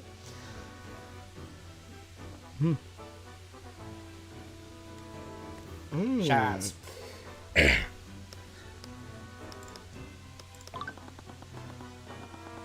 I knew that Beatrice had... What? He's this majestic dude. That... Wait, what? Wait, let me see him again. This guy. What about him? He looks like a stereotypical, like... He looks like a stereotypical... I'm gonna say, like... stereotypical South... He's a stereotypical, like, South Midwestern American. The cut and the moustache. God help me, I think I might agree with you. Knew that Beatrice had some role in the murder, even if she wasn't directly responsible. Did she have some goal when speaking to the two princes? Was she trying to establish an alibi? You went to the ballroom when you heard that Beatrice had returned. Was this before or after the lockdown? It was before the lockdown. Sounded about right. And that she was present here before the theft was reported. And did you see her leave at any point? No. She spoke with the two princes for quite a while. Didn't leave their side until she was arrested for the Duke's murder. So she was accounted for the entire night. Beatrice's alibi. Alibi. Wait, we're not going to read that? Oh, sorry. Beatrice Frege was seen speaking with Asta de Wyvengard and Alaric de Wyvengard during the Lord's Ball. She spent the entire night speaking to them. She was also accounted for before the Sword of Spell Eating was reported missing. Lucio Steelwind, Asta, and several members of the Kingsguard can confirm this. Irrelevant information. I know, it's so weird. What? The fact that that if Lucio wasn't there to corroborate that, she actually wouldn't have an alibi. It's so strange because I feel like I feel like the idea of it is so that the Crown Prince can't interfere with I think the court proceedings, but by the same token, it's not like he's been acting as an aide or anything for us. Yeah, it's like you could have you could just have the law be that his testimony is treated just as a normal person, right? But not to mention, it's the fact that Asta's testimony is so treated as irrelevant that him saying, no, I saw what Rika did, made the judge go, oh, well, I don't believe Rika anymore, because that was just Asta saying that. It's like, what? That was one of the weirdest parts of 3. Like, and not to mention, again, even in 3, and so far in 4, Asta hasn't done anything. Like, I know he's a big fan of Tyrion's, I know he's a fanboy for Tyrion, but, like, he hasn't done anything to try and be like, oh, well, help, I'm gonna help out. So, even if he was allowed to do stuff, he hasn't, so it's fine.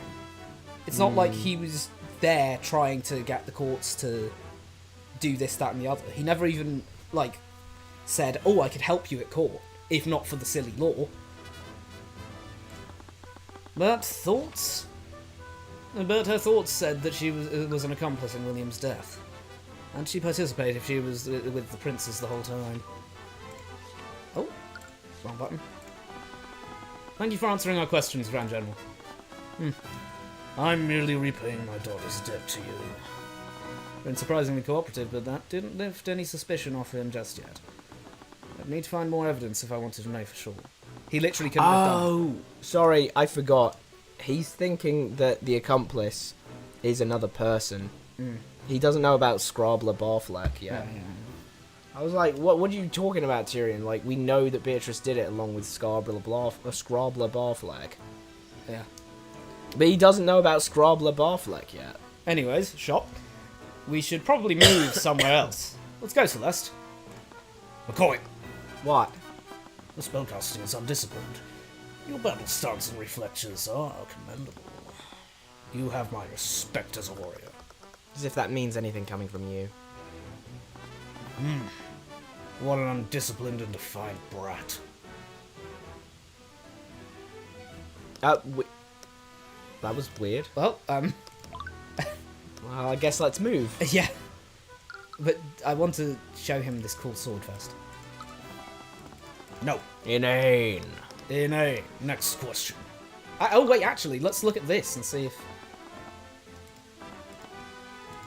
Oh, no, he's not going to comment on it. I was hoping that Wait, what the... Oh, that's the light. The lighting got I thought you there was again. a, like, thingy. It got me last time. Yeah, they'll be done now. Keep it in that corner. Don't let it get away. It's the parrot. It's the parrot. It's Scrabler Barfleck. Scrabler Barfleck's like, Oh no, wait, it's Blade Wolf. It's Blade Wolf. Get away from him! As we entered Beatrice's room, we saw the investigation cornering something near the bed. Yeah, it's Tracker. It's Blade Wolf. I mean Tracker. Yeah, you're right. My bad. Some sort of animal. A wolf, to be exact. Wait, is that... You know, you're right. We can't be hypocritical about it. Yeah, he's Tracker. We said Eye of Radiance. Call him Tracker. Well, although... Said Tracker. Oh, it's gonna be so bad when you find out Scrabler Barfleck's actual name, and then we have to stop calling him Scrabler Barfleck. I know. Well, technically, we're not the script, so we can't do that. The only reason I have a problem with Tyrion saying it is because he's saying it with chest, and even Ruby said it with chest. Like, no, use the Eye of Horus. It's not called that. Like, if someone wants to, like, I'm fine with Celeste saying Lotus Juice for her sword. Yeah. Like, but I don't know why she was so mean, man. what? Why was she so mean to Lucio Steelwind? Never mind. I don't think Lucio deserves any respect. Yeah, you're right. Has he been in the house since the murder? Do you want to be Blade Wolf or do I protect Blade Wolf? Do I be I'll Blade be Wolf? Blade Wolf. I'll be Blade Wolf. Intruders must protect Queen. I'm surrounded. I must protect territory from enemies. Must have seen the Inquisition as intruders into his territory. What is the... Wait, is that... I thought because there was this, I thought it was like a... Like a tie. Yeah. He was wearing a tie. But did that mean he saw this room as his home? Slowly started to walk towards him. Wait, Tyrion! Stay back, kid. There's no telling what it'll do. Just poking this dog in the corner. Like, what are they doing? And they're like, you know in Twilight Princess when you go by the soldiers as Wolf Yeah. Link, and they're like pointing their spears Yeah. at him and like, don't come any closer. Yeah. I just assumed they'd, like, this is the Inquisition. Wouldn't they just, like, jump it? Why would they jump a dog that's obviously domesticated? If it's obviously domesticated, then why have they got it in the corner in the first place? Because it's barking at them. Go They in the can't kill someone's dog because it's barking at them. No, but I mean, like, jump it as in jump on top of it and then, like, grab it and wrestle it out. I mean, I guess. I'm pretty sure that 10, like what? 10 fully grown men in plate armor can grab a wolf. I've seen 10 grown men outside of plate armor grab a crocodile, and that's sure a lot heavier than a wolf. Should have done your best Blade Wolf impression. I'll be real. I'm joking. But I thought I was. I don't know how to do Blade Wolf. Oh, okay, fair enough. I ignored them and continued to approach him. Don't worry, I'm not here to hurt you. Huh? This human. He can speak the language of a dog. Why has he got? Why is his speech funny? What? This human, he can speak language of dog. Like, is he a foreign dog or something? Wait, I just realised though. You're like, Violetta was fine. Wait, but he just said he can speak language of dog. What? He's sentient. He Like- identified himself Like as a dog. Like Violetta. Yeah, I know. I just find it. I'm just like, wow, welcome to higher thought, dog. What? I mean, I don't know. It's the same thing that happened to Violetta. I could communicate with any animal, Why are you talking to it? even horses. Celeste. It was a good opportunity before me. Celeste. Jan's Everyone here? talks to animals. Wait, Jan's here. this is the first time Jan's theme has been used for something else. I think this is the first time that Jan's themes. Jan and dog. I had access to a witness that no one else could talk to. And one that couldn't lie to me. Violetta lied to you. Did Violetta I guess she didn't lie, she just kind of lied by omission in a way, because she said that, no, I was the one who orchestrated this whole thing, and I made Justin do this, that, and the other. I guess she just really believed with chest that was what was going on. How about showing Beatrice off the bat? Can you tell me about this, Tracker? I mean, Tracker don't. You got distracted by a squirrel outside. There's a squirrel in the house! yeah. There is a squirrel in the house. There's a squirrel in the house. I don't know why he said it was a squirrel when it could have been a rat. There is a squirrel in the house. We know there's rats. Well, it looks like I'm being forced into Russian, so I guess we're doing Russian now. Because he's... I got distracted by a squirrel. Tracker, is that your name? How did you... Yes, Tracker is Tracker. That's the name Queen gave to me. Oh my god, Gib. Wait, seriously? The best boy. The bestest boy who ever bested a boy. What the? But whose boy did he best? What is going on right now? Who's the boy who bested? Did he Who's the boy say who Gib bested? because of the whole like doggo memes?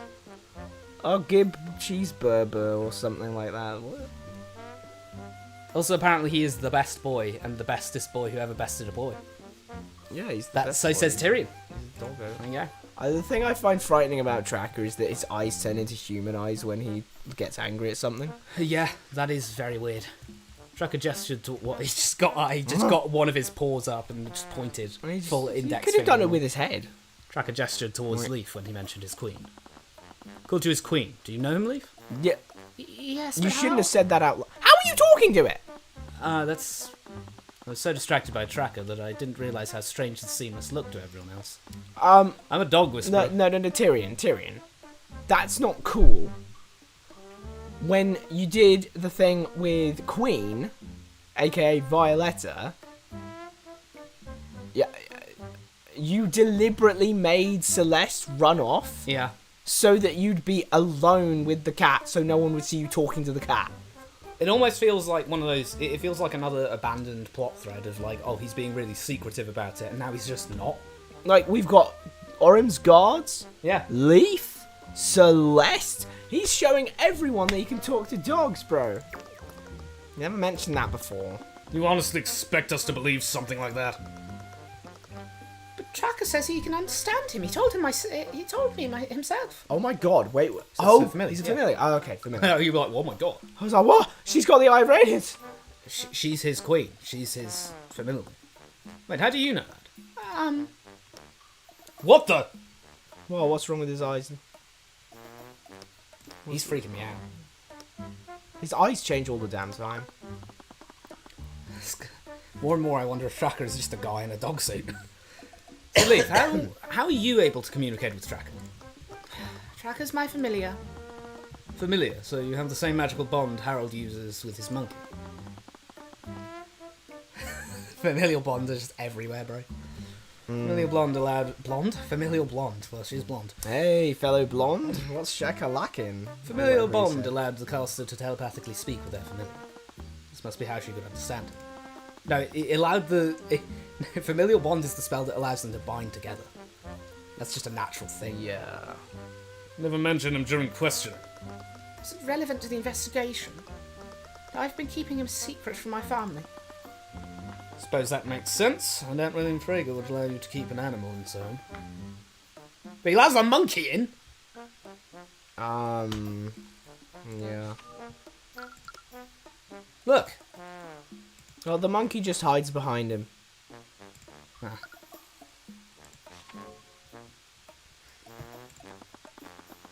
Well, I don't appreciate you keeping this info from us. I'm just glad no one got hurt because of it. Aside from this dog, we haven't really found anything new. Didn't find any more physical theft of... physical evidence of theft. Looked like we'd run into another dead end. Unless this dog will give us info. Tracker, I saw you on the night of murder. What? Tracker! Roll. Roll, Ruggy! What? He's supposed to stay in this room. He stays in Beatrice's room? Well, she doesn't. I guess so. It's really dusty in here and stuff. Oh, It yeah. must be horrible for him. And is that why you won't allow the servants to enter it? People go in the baths and they just see a wolf in the reflection of the mirror. They wait, no one goes in, actually, now that I think about it. What? Because it's dusty. Yeah, that's what I'm saying. I was thinking, like, what if they go in and they're like, why do they smell like dog in here? No one goes in. I don't even know how Tracker's living like this. He lives in this tiny, like, Except he was in the hallway last week. Bro's living in a tiny 2x2, dusty everywhere. Horrible experience. He can't even see the sun. This is so sad. Alexa, play Despacito. Like, low-key, you're not taking very good care of your dog, are you? Yeah, they're not indoor creatures. Like, he needs to go run around in the fields and stuff, not, like, sit in this black room surrounded on all sides by building.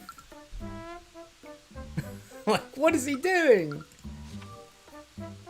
I doubt he's here the whole time, though. I didn't want to keep him in Beatrice's room, but he was very insistent that he stays here. Tracker like ambience. Right. But if you live in this room, did you see who brought the sword of spell eating? But he asked him about that. He didn't Hey. see anyone. He's been taking a nap. That he was roaming outside, even though I told him to stay here. Tracker see a lot of other things, though. Draco see many new people that night. Right, he was roaming the manor during the Lord's Ball. He must have seen a lot of new people. Wait, if he was walking around, did he see something that the other witnesses didn't? Can you tell us what you saw on the night of the murder, Tracker? Draco see rat people. Huh? Did you see rats, or did you see people who were like the Von Sanctuses? The Von Sanctuses. This might have been more difficult than I expected. Need you to be more specific. Can you go in order? Tell me everyone you saw that night. Okay. Draco was taking a nap in the room, but Draco woke up from loud sounds outside. Draco hears small things running in the walls. Draco here's Scarblow Blarfleck. Running in the walls. Draco called Queen, but she didn't answer, so Draco decided to check sound alarm. There's no way that Queen's phone isn't on silent the whole time, I'm just saying. Why? I mean, did you see Queen? Oh, yeah. Wait, no, why? Oh. Yeah, wait, Queen is in Queen, or Queen is in your Queen? Which Queen? It was lowercase, so leaf. Draco follows sound outside. That's when Draco smelled a bad smell. Blood? Bad smell. That's when Draco smelled flying rat. You smelled a flying rat. Do you mean like a pigeon? No, a parrot. Demon parrot. Draco could smell where a rat was, so Draco barked and bite at him and bite. He tastes bad. Draco must have scared the rat because he fell onto the floor and dropped his stick. The rat had a stick. Draco could see them now, so Draco did one final bark to scare them off. Give me a familial bond.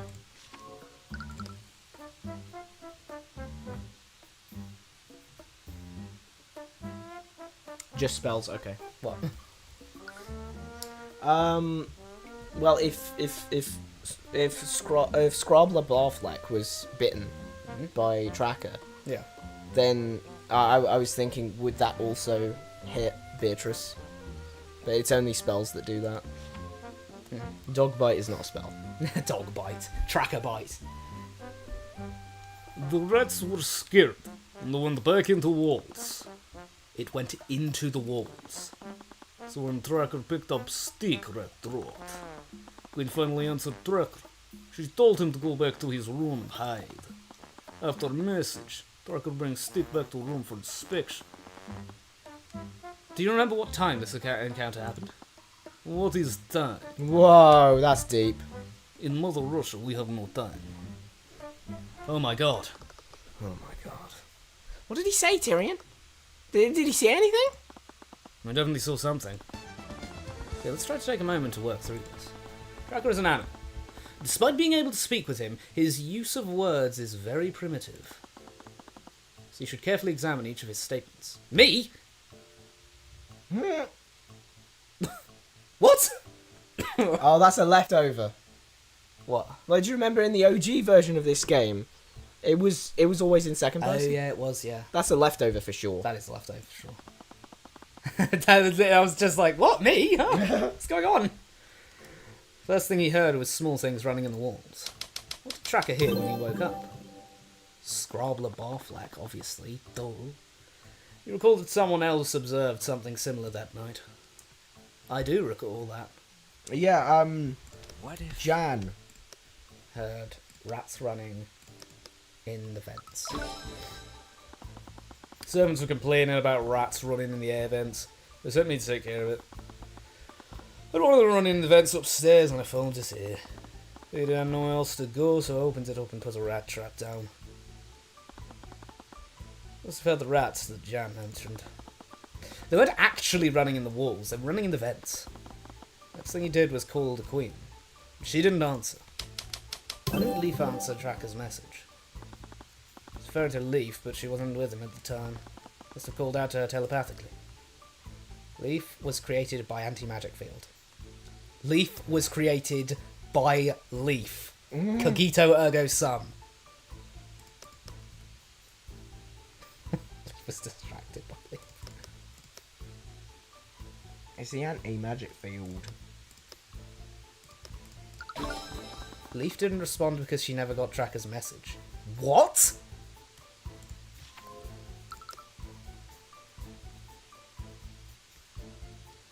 Familial bond disrupts the... Wait, anti-magic field disrupts familial bond? And it happens without... What? I'd guess that it's not that it's disrupting the bond. It's disrupting the magical side effects of the bond. I guess so. Like, telepathy is magic, Yeah. so it doesn't happen. The telepathic capabilities granted by a familial bond were disabled by the anti-magic field, which meant this encounter happened during the lockdown. So that covered his first two statements, but I wasn't really sure of what to make of the flying rat he saw. Tracker, why did you refer to the rat as flying? Because the rat flew. Because rats don't usually jump and fly. Yes, I got that. Is it possible that what you saw wasn't really a rat? Rats are rat. They're small things that run and hide. So rat is a general term for him. He uses it to refer to small animals that are acting suspiciously. Anyways, Shot. with everything I knew, his last statement didn't make any sense. Why did Tracker finally hear Leaf? Said that the Queen finally answered him, and this happened after he picked up the stick. It shouldn't have been possible due to anti-magic field. Because it was the sword of spell eating. Tracker, about that stick you found. Where did you put it after you came back to this room? Tracker hid stick in safe place under bed. And this stick, did it look like the sword that my friend is carrying? What? Hey, your friend stole my other stick. Wait, your other stick? Yeah, Tracker found it when he was hiding from Metal Men. Metal Men? So referring to the King's Guard. Must have left the bedroom when they were searching for the sword of spell eating. Wait, are you the one who stole Celeste's sword? Tracker! Did Tracker do a bird? As I suspected. Tracker was the one who brought the sword of spell eating here. What? I have no idea how or why, but the sword of spell eating was lying in a hallway somewhere. Tracker found it and brought it back to Beatrice's room. His room. Can't be. So the person who framed Beatrice for the theft was... If it weren't for Tracker, the Inquisition would have never honed in on Beatrice at all. Why would the sword of spell eating be lying in a random hallway? Leaf, do you mind if I borrow Tracker for a bit? It's okay, Queen. You smell good. Tracker, trust. Thanks, I guess. Okay, only if I can come with you. God, the party's getting a bit stacked now, isn't it? Yeah, we got Orion, we got Tracker, we got like a whole RPG squad. Yeah. You're Miriam's position, but how did Leaf feel about me prosecuting her sister? Not to Leaf, but I also sent a subtle gesture to Celeste to keep an eye on her. Sadly nodded and followed behind her. Right, Tracker, can you take us to the hallway where you found these rats? Sure thing, King.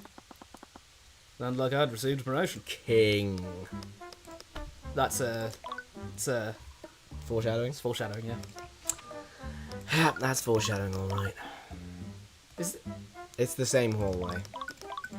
But it's like twisted, right? No, we're just looking at the left side. Well, yeah, so no, this that's is what I right. mean. It's like we're looking left.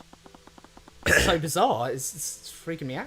You know, being in that room reminded me of my weird crash out on the Lost Highlights reel. It sucks. Everyone Why is sucks. everyone so evil? Why do they all suck? I said that because of Leaf, right? Yeah. I said that because Leaf was like, because Leaf was, because she was doing something I perceived to be short-sighted. She was lying to protect her sister. Yeah. But in light of her actually being naive, Yeah. that's just consistent. That's consistency. Yeah. I can't be mad at consistency. No. I was only angry with her under the assumption that she was doing the whole Jaden. It looks to me like she was doing the whole. Like the problem was we were for a lot of this game we've been decrying the fact that the nobles have everything. It's so annoying, and then Leaf was going to get all of her father's inheritance. Beatrice was going to get all her father's inheritance, but lo and behold, she was disinherited and had to go and make her own way in the world, despite still having every opportunity available to her. Leaf was then going to inherit everything, and she instead, and then she was going to have her inheritance basically taken from her through an arranged marriage to Jaden. And she was like, nah, I hate that. I hate the fact that I'm going to have all of my millions stolen from me. Which, again, seemed really, okay, you're just in this for the fact that you don't get the money. And then, you know, it's like... It was sounding very hypocritical, because it seemed like a lot of motivations for these characters was money, and we were supposed to sympathise with them for whatever reason, because... You know, that would be hypocritical, since certainly through case 1, 2, 3, it was treating it as, oh, the nobles have so much money, bad, boo, and then we're going, oh, well, these guys aren't getting their money. Well, yeah, no shit. Do you know how nobles are rich? They get money from their parents. Ta-da! But like, it's a much more family-oriented thing now, and that I can get behind that. Allowed Tracker to lead me to the location where he found the Sword of Spelleton. Surprisingly, it's fairly close to Beatrice's room. Apparently didn't travel very far before he met those rats he mentioned. As we continued towards our destination, Tracker suddenly became extremely tense. Tracker, what's wrong? Enemy. Yeah? He's growling towards the end of the hallway. Asta was there. So was Eris.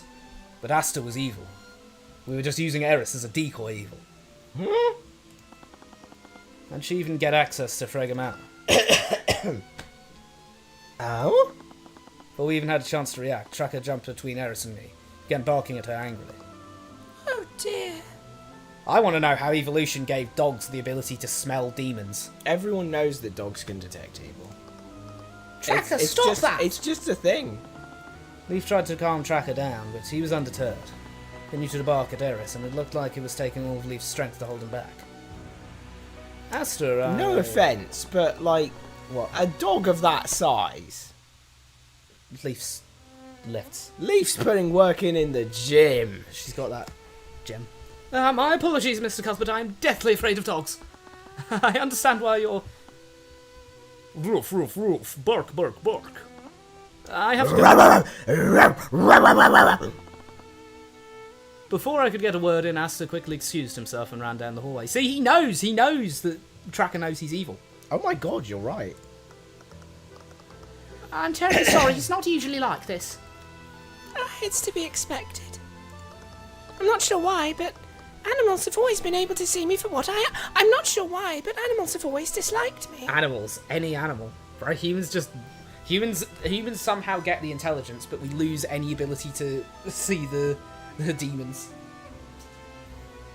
Having a small brain lets you see demons, apparently. What's Eris doing here? Said that her father was friends with Beatrice, but she was involved in this case somehow. Guess it didn't matter. Didn't come here to talk to anyone. Need to examine this hallway and search for clues. Oh, a little bit tired there. Right. What are you doing, Eris? What are you doing here, Eris? Wow. I should be asking you the same thing. I recall you telling me that you were a defense attorney. Yet here you are prosecuting a defendant. Even leading the Inquisition that you supposedly hated so much.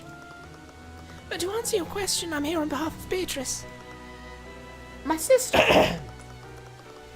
Yes, Tamora is occupied handling other aspects of the case. So she sent me here to investigate on her behalf. What? I'm surprised that she trusted you to handle something so important. How do you two even know each other? Said she was acquainted with your father, but... We met during her days at the Imperial Academy.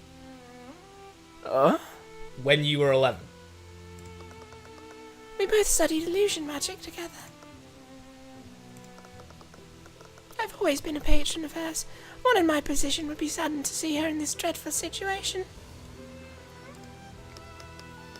I thought she meant Tamora for a sec. Oh, we got some illusion. What? Some illusion. We got some illusion. What do you see? I'm seeing small traces of illusion magic inside him. In the shape of droplets, and some of them shaped like footprints. Footprints? What kind of footprints? It's not like they came from some kind of animal. It's hard to tell what kind, though. Demon? Parrot, perhaps? I also see some small handprints, too. What? Traces also go deep inside these vents. It's the same for the vents on the other side, too. Bro really got, like... He was flailing him about, you know? He'd started squeaky... Like, Scrabble Barflack went up to him and went, Ah, you're a cute one. Do you like squeaky toys? like, he was just chucking Those him are about. just his hands from clambering along the vent. No, he was bleeding. There were droplets. Maybe he was sweaty. You're telling me it's just really sweaty and it's just Have you been in one of these vents? sliding through the vents. No, actually, he covered himself in olive oil beforehand so he could slide through the vents more easily. So you're just telling me William Frager moments before getting maimed and killed, he just heard a splat. He just looks over to the fireplace and there's just a big splat of olive oil just slapped down on the coals. Yeah, yeah. There's an air vent over there. Looks like it goes from the ceiling to the ground floor. Is this where the rat escaped to, Dragon? That's where the jumping rat went. Some said it was a flying rat. Drac will see that too. Probably be better to just move on. Anyways, where did this rat come from? The rat came out of other wall. Do you mean the vent on the opposite side? That's trippy. Yes, the rat, tracker saw a flying rat escape that way. What's that rat doing here in the first place? Why would there be traces of illusion magic inside the vents? What spell could have possibly left those traces? As I told you many months ago, illusion spells tend to do one of two things. They either create freestanding illusions, or they can disguise an existing creature. Roughest year of his life. I mean, it could have been that he was covered in blood from William. Yeah. Or the olive oil theory. Or Blade Wolf is somehow powerful enough to actually bite a demon and draw blood. Which, you know, that'd be pretty powerful. Spells only leave traces on the object they cast on. Freestanding illusion wouldn't have left traces like this. Disguised creature must have been inside these vents at some point. Small red droplets have to be blood. Most likely from a creature affected by an illusion. But these vents are tiny. No one would be able to fit the small inside red droplets, so they're from William. They must be from William. Yeah. Tracker could see them now, so Tracker did one final work to scare them off. Ah, get away! Get away! What? For the The spoons! spoon feeding, huh? I see. The rats were scared and went back into the walls. But a rat would be able to fit in these vents. Well, yeah, I guess that'd be true. Well, I mean, a rat had an illusion spell active on it at the time. Familial bond. It's not only that. So the queen finally answered him, and this happened after he picked up a stick. Why was it strange for Tracker to hear Leaf's voice? That contradicted something else that we knew it was active at the time. What? It was cast within the hallway.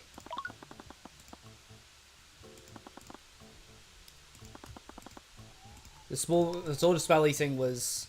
Detect magic was cast. Oh, active throughout. Active throughout, use that instead. That shouldn't have been possible We because... just did this. Yeah, we know... We literally did one of these where we just said, oh, it was the sword of spell eating, you grabbed the sword of spell eating tracker. Yeah, we know. That shouldn't have been possible because of the anti-magic field. Tracker saw this rat during the lockdown. It would have been inside the anti-magic field created by the lockdown. How could the rat be invisible during the lockdown? There could only be one way that a rat could have an illusion spell active on it. Wait, you can't mean... The rat was stealing the sword of spell eating. Now, if that took place during the lockdown, that would have been an anti-magic field activity. So the only way this rat could have been invisible during it was holding it. The rat was holding the sword of spell eating. We know, because he took the stick from the rat! Yes. What? That can't be right. Celeste, we heard him say that! Celeste, keep up, literally. I don't know why we've had a sudden moment of Like, A rat wouldn't have the strength or hands to carry a sword. Did I use bites the dust and go back in time and do the same thing? You know what? Tracker's vocabulary is primitive and limited. He uses the word rat to describe small creatures that hide and act suspiciously. Also, why is Tracker's vocabulary primitive and limited, but Queen's vocabulary was extensive? Everyone knows that cats are smarter than dogs. But, like, linguistically? Mm-hmm. Huh. Actually, if we're being honest, cats' vocal cords are actually way more advanced than dogs. That doesn't mean dick. Oh yeah, I know it doesn't mean dick, but it could be a reference to that. Well, no, but they're not speaking, they're thinking this. It's much more likely a reference to the fact that cats are smarter than dogs. I guess so, but I don't know. I know it's in thoughts, but they wanted to do a silly doggo meme joke where he says Gib and, oh, did I do her bad? I don't know why we have a silly doggo joke in a pretty serious case. Yeah. Let's get this dog off screen so we can go back to all the... Shoot out the clowns. Shoot out this clown so we can get back to the cool-ass drama. Even if it wasn't an actual Even rat. if it wasn't an actual rat, it still couldn't have been a human, right? Right, it would have been a small animal. Small animal with the strength and dexterity to traverse a small air vent. Like a demon parrot. Sorry, but I really have to ask. Oh, Jesus Christ, you're not seriously implying that he's the demon. This is my familiar Eugene. No, are you serious? We know that Harold had a motive to kill William Frager. He's planning to defund the Harrodson Hall of History. I had an argument that night, and that's when William Frager decided that he was going to defund Harold's museum. But the Scrabbler theory. Yep. Must have struck a deal with Beatrice, and with Beatrice's portion of House Frager, she could have easily kept his museums funded. Could have faked the robbery and sent his familiar to murder Frager. Objection, Tyrion, objection. Objection, objection, objection. Objection, objection, objection, objection. What? The monkey can't have been it. Why? Because Tracker said he bit the rat. Yeah. We met Eugene afterwards. He wasn't bleeding, he's fine. Getting mauled by a dog of that size would do serious damage to a monkey of that size. Yeah. It was not the monkey. The monkey's innocent. Free the monkey! He did nothing wrong.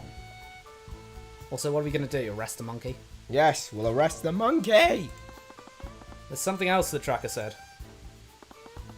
Tracker could smell where the rat was, so Tracker barked at him. Tracker must have scared the rat because he fell onto the floor and dropped his stick. The rat had a stick. Tracker, you said you had to smell to see where the rat was. When he dropped his stick, you were finally able to see him. That mean you couldn't visually see him before he fell down? Yeah, Tracker couldn't see a rat with his eyes, so Tracker used his nose to see it. Did Celeste just hear that? Yes! The monkey was invisible! Celeste, how did you... Never mind. I wanted to notice a small invisible animal. In addition to that, he could move through the air vents. Eugene would have been nearly undetectable that night. Beatrice is a master of illusion magic. It's possible that she cast invisibility on Eugene. Invisibility! It's an illusion school magic. The incantation is Occult Array. Gesture as you clap both hands together. The duration is for 1 hour and the concentration no.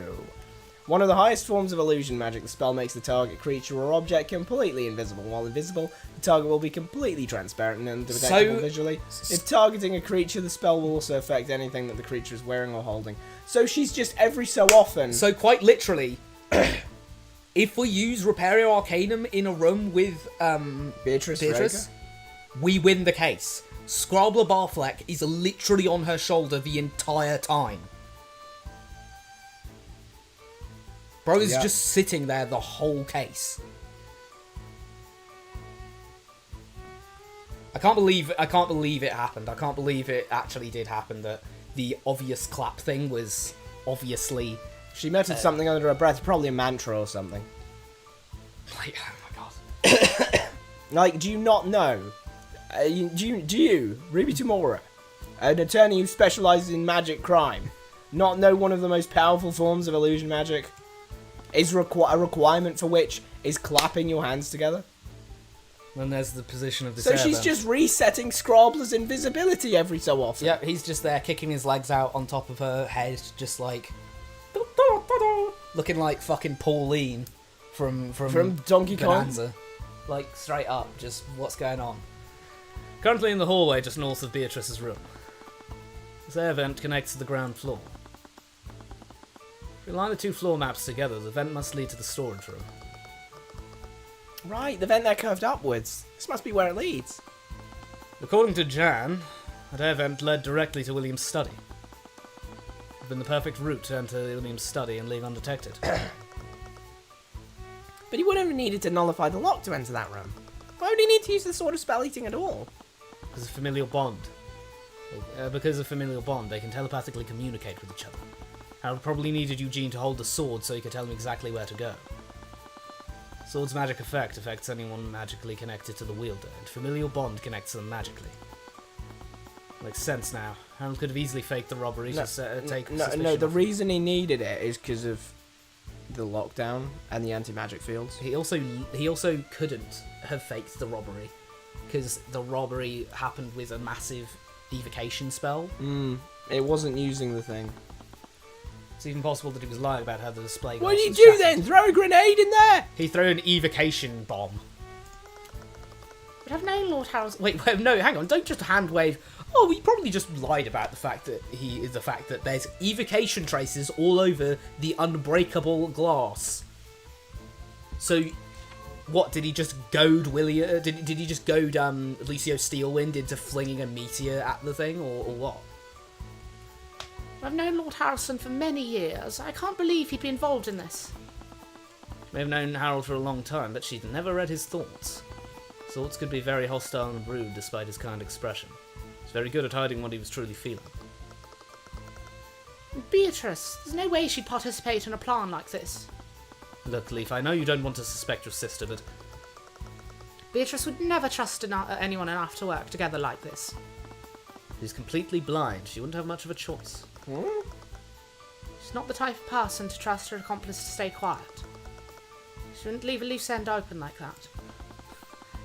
She's not saying morally, she's just being dead ass. No, she's not sloppy like that. All of a sudden, she's very cognizant of how manipulative Beatrice can be. Yeah. She's a little odd for a naivety girl over here. Yeah, I don't know why she's suddenly gone to the side of... No. She couldn't have done it, like... You know... Generally, when you're positive the person couldn't have done it morally, you'll just say, no, they couldn't have done it. It's obvious. You won't go, well, they had an alibi, though, so technically they couldn't have done it. It's like, no, the first thing you think is, they just wouldn't have. You wouldn't think, no, Kirby couldn't have held, like, 2 grams of... He couldn't have held 2 kilograms of heroin inside his butthole. It's like, no, he just wouldn't. You know, it just makes no sense. You're not going to think about the improbability of that size going into that hole, you know? I don't know what the hell I just said, but hey. Actually, I do think Kirby could do that, because he could just inhale it, couldn't he? What ability does that give him? I don't want to know. Aaron Paul. Not Aaron Paul, sorry, the character he played, Jesse. Jesse Pinkman. I couldn't think of any other way she'd be involved in this.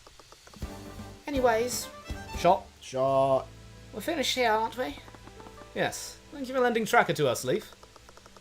I really want to help you out, find out what's really happened. I know my sister is innocent. I hope once you find the truth, you'll see that. Guess we'll have to see. If you excuse me. Bye, dog. Bye, doggy. Oh, there goes the clown. Yay! So that's it, right? We finally know who committed the murder? And if we could get Harold to confess on the stand, he might reveal Beatrice's involvement as well. Did that, I might be able to convince her and Mr. Mora to take a plea deal. I know Mr. Mora, that'd be easier said than done. Anyways, Shot! this is definitely the lead that we've been looking for. Is it really enough? We still don't have any physical evidence. We'll have to do for now. We're running out of time. We'll just have to call Harold to the stand to testify about what he did that night. If I can push him far enough, I might be able to catch him lying. You know, one thing that they don't seem to realise is that Leaf is incredibly easily manipulated, and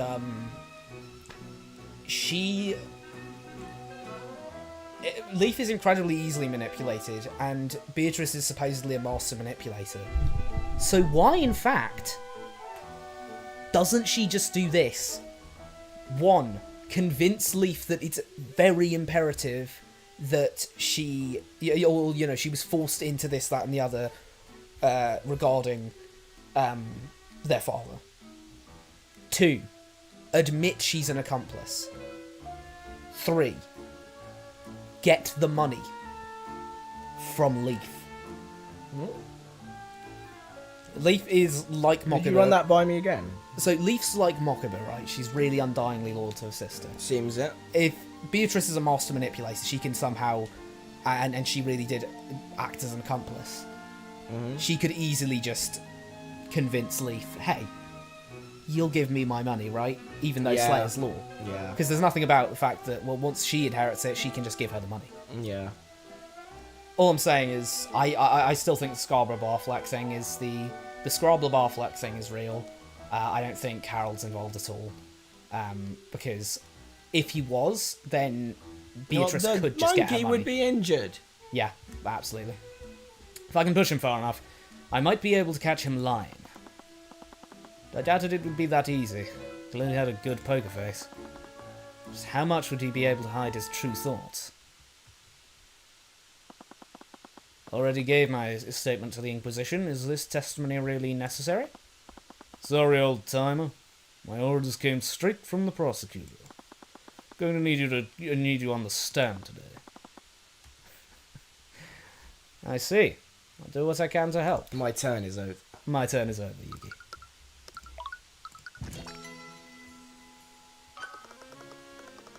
I'm glad we can talk like this again. I've forgotten how much I miss speaking with you. Is this pre-trial or is this another investigation segment? I think it's pre-trial. Yes, I only hope our next conversation isn't within a cell. Beatrice, on that night, what were you talking to Father about? I'm sorry, Leaf, but I can't tell you that. Beatrice, I just want you to know that I believe in your innocence. How are you so sure? Because you're my sister. I know you. Leaf, do you know the things I've done over the last 5 years? No, I can only imagine how difficult it was to survive. Going and getting a normal job. Job. Like one of those peasants. Ugh. Having to work. Survival would never have been enough. I've had too much stolen from me. I've been denied what's rightfully mine, and it's taken me years to finally wrench it back. Yeah, she She is evil. actually in this for the money. She's literally in this for money. Wow. She evil for real. What are you talking about? I know you suffered under him, and I understand your pain. Once this trial is over, we can finally heal. I've already taken care of Steelwind. I simply need that boy to have an unfortunate accident. She's going to kill Aster as well? Holy fuck. No, she's talking about Tyrion. Oh my god, wow. You still have that dog, don't you? And you're on good terms with Tyrion too. Oh my god, she's going to fucking have Tracker. Maul him to death. It should be easy for you to facilitate another unfortunate accident. No, Sorely Leaf didn't do the first one. What? She said another. No, surely She said another. No, surely she's saying another as in it would be easy for you to facilitate another as in it'd be easy for you to facilitate it'd be easy for you to facilitate like another as in I did the first one, you can do another. Bro, I just don't want to go back to being like, yeah, Leaf's a piece of shit, but like I I swear can to tell God. from the sound of your voice that you don't have the stomach for such things. No matter, I can take care of that. But I suggest you keep quiet about this. Or you might end up meeting the same fate as Father. Leaf trembled, her hand going to her mouth in realization of what her sister was saying. Why does she mask off? You're a very, very stupid manipulator, sister. Like, you might be the worst manipulator I've ever seen. Wow. You're not just evil. You're absolutely Bone, dumb. Boneheaded. Like, brain dead, dumb, dumbo, stupid. You are absolutely gone. Clinically, you are brain dead. That's like I've seen people with Stupid. I've seen people with no pulse think more than you. That's the kind of shit that you say after you've already acquired all the resources from them. Yeah. And can just squish them like an insect under your thumb at any opportunity. I literally just said how she could have avoided this entire situation by just manipulating Leaf. And then she's like, let me just shoot that, just burn that bridge. Leaf. What? You want to kill Tyrion? No. Oh, okay. Well, I'm gonna kill Tyrion. And if you tell anyone that I'm gonna kill Tyrion, I'll kill you too. Okay. Like, burning a bunch of bridges is not exactly what you want to do when you're going on trial for murder. She said nothing in response. She just ran from the dungeons. Or should I be saying, she said nothing in response? Must you flaunt that ability so recklessly? You're making me envious. What ability? Evil The ability facing? to make an evil face? I'm pretty sure you can do that. 9 hells, Eris. What do you want? She's not a fan of her, like, what?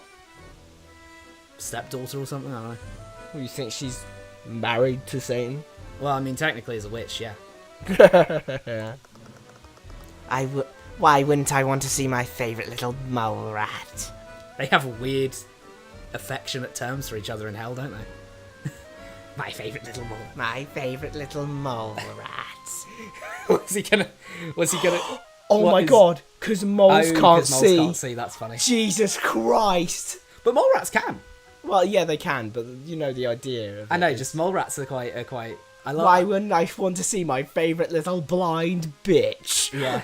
Is what she's going I thought she was about to... I thought we were about to hear, like, the eye taker come up to Eris and be like, there's my precious little echidna. How are we? Just random small Are they just going to be names. evil at each other for a bit, do you Yeah, think? probably. No, she gave up. She gave up. That was the pre-trial. She out-eviled her.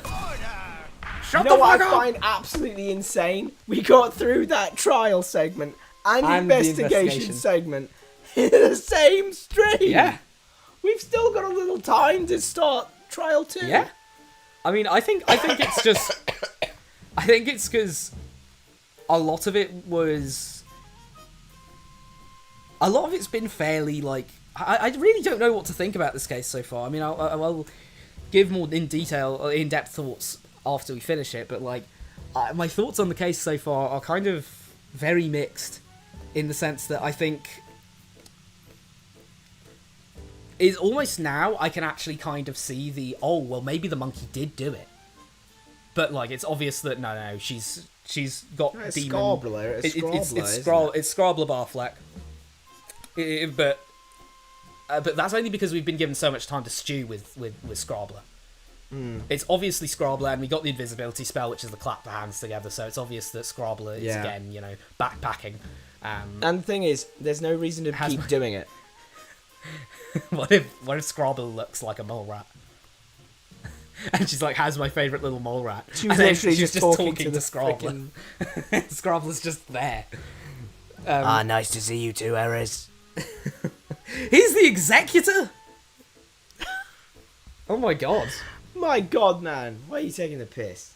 Court is now resumed for the trial of Beatrice Frege. But I was just going to say that, my feelings on the case are kind of mixed because on the one hand, I feel like some parts of it and some emotional beats, like Miriam and The Miriam parts of and Leaf thing and was stuff great. like that, pretty damn good. But Beatrice is just fucking evil, like absolutely evil, and I don't really know what the purpose of her character is if she's going to just mask off like that randomly.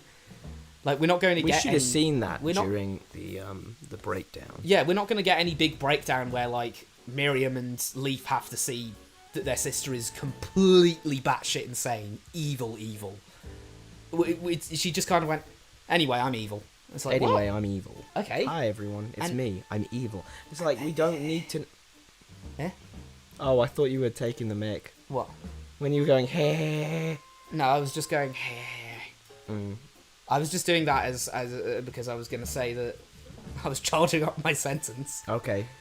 Fire your sentence. But I was just saying that we're given such obvious, oh, well, she's doing the clapping and this, that, and the other, and it's so obvious that there's a demon living in her head rent-free, and maybe on her head too, but she's, we're given such a big signpost at the start of the case for that, like, I really wish the monkey thing was more prevalent throughout.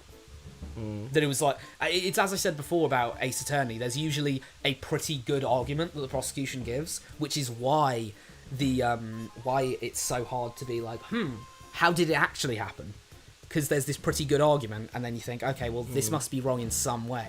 But it's like, Like, I think maybe we should have even had it be the case that like, Eugene was injured. No one thinks that,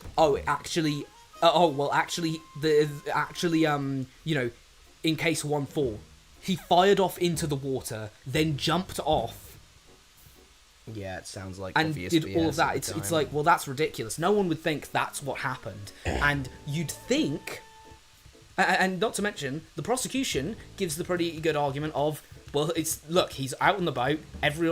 We got witnesses who heard the gunshot. It happened, obviously. He shot him. He He fell into the water, and that's it. Simple as. Enough said. Case closed. If we just said, if it started like that, and then he jumped off with the gun in his hand, and they and like, they were like, wait, but how did he do that then? I just realised, everyone memes about how if Miles didn't pick up the gun, Yeah. everything would have been fine. Yeah. Totally wouldn't have. No. Because it was actually Yanni Yogi, right? Yeah, and he doesn't have fingerprints. So there were no fingerprints on the gun. Yeah. So obviously this just happens when you bring that up. Gloves.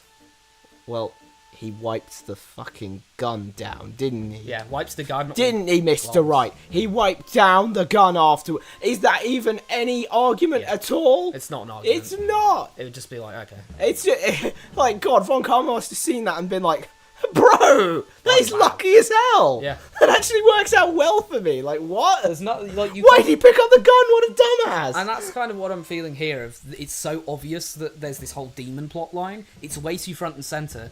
I think it really affects the case as a case. It's too concerned with us going along with the Eris Ilmater and Eye Taker and the demon bullshit that only now have we got something where I can actually go, oh, so we're saying that Eugene. Yeah, there was a lot did of plot in the case and not Yeah. a lot of mystery in the Like case. Eugene, this is the first time, the start of Trial 2, that we've got an actually plausible explanation as to how that man died in that room. You know what I mean? Like I was saying earlier, though, I think Eugene should have been injured. Yeah. I think he should have a bandage or two on him, and his handler should have been like, and by his handler I mean Harold. Yeah. Should have mentioned that he, I don't know, maybe he cut himself on some glass, or Yeah. he tripped over something, but there should have been something to say that he was injured. And it doesn't need to have been like this big protracted thing. That we can just like say that once and then go on. But then later on, when Tyrion brings up, because we know that he bit Scrabler. Yeah.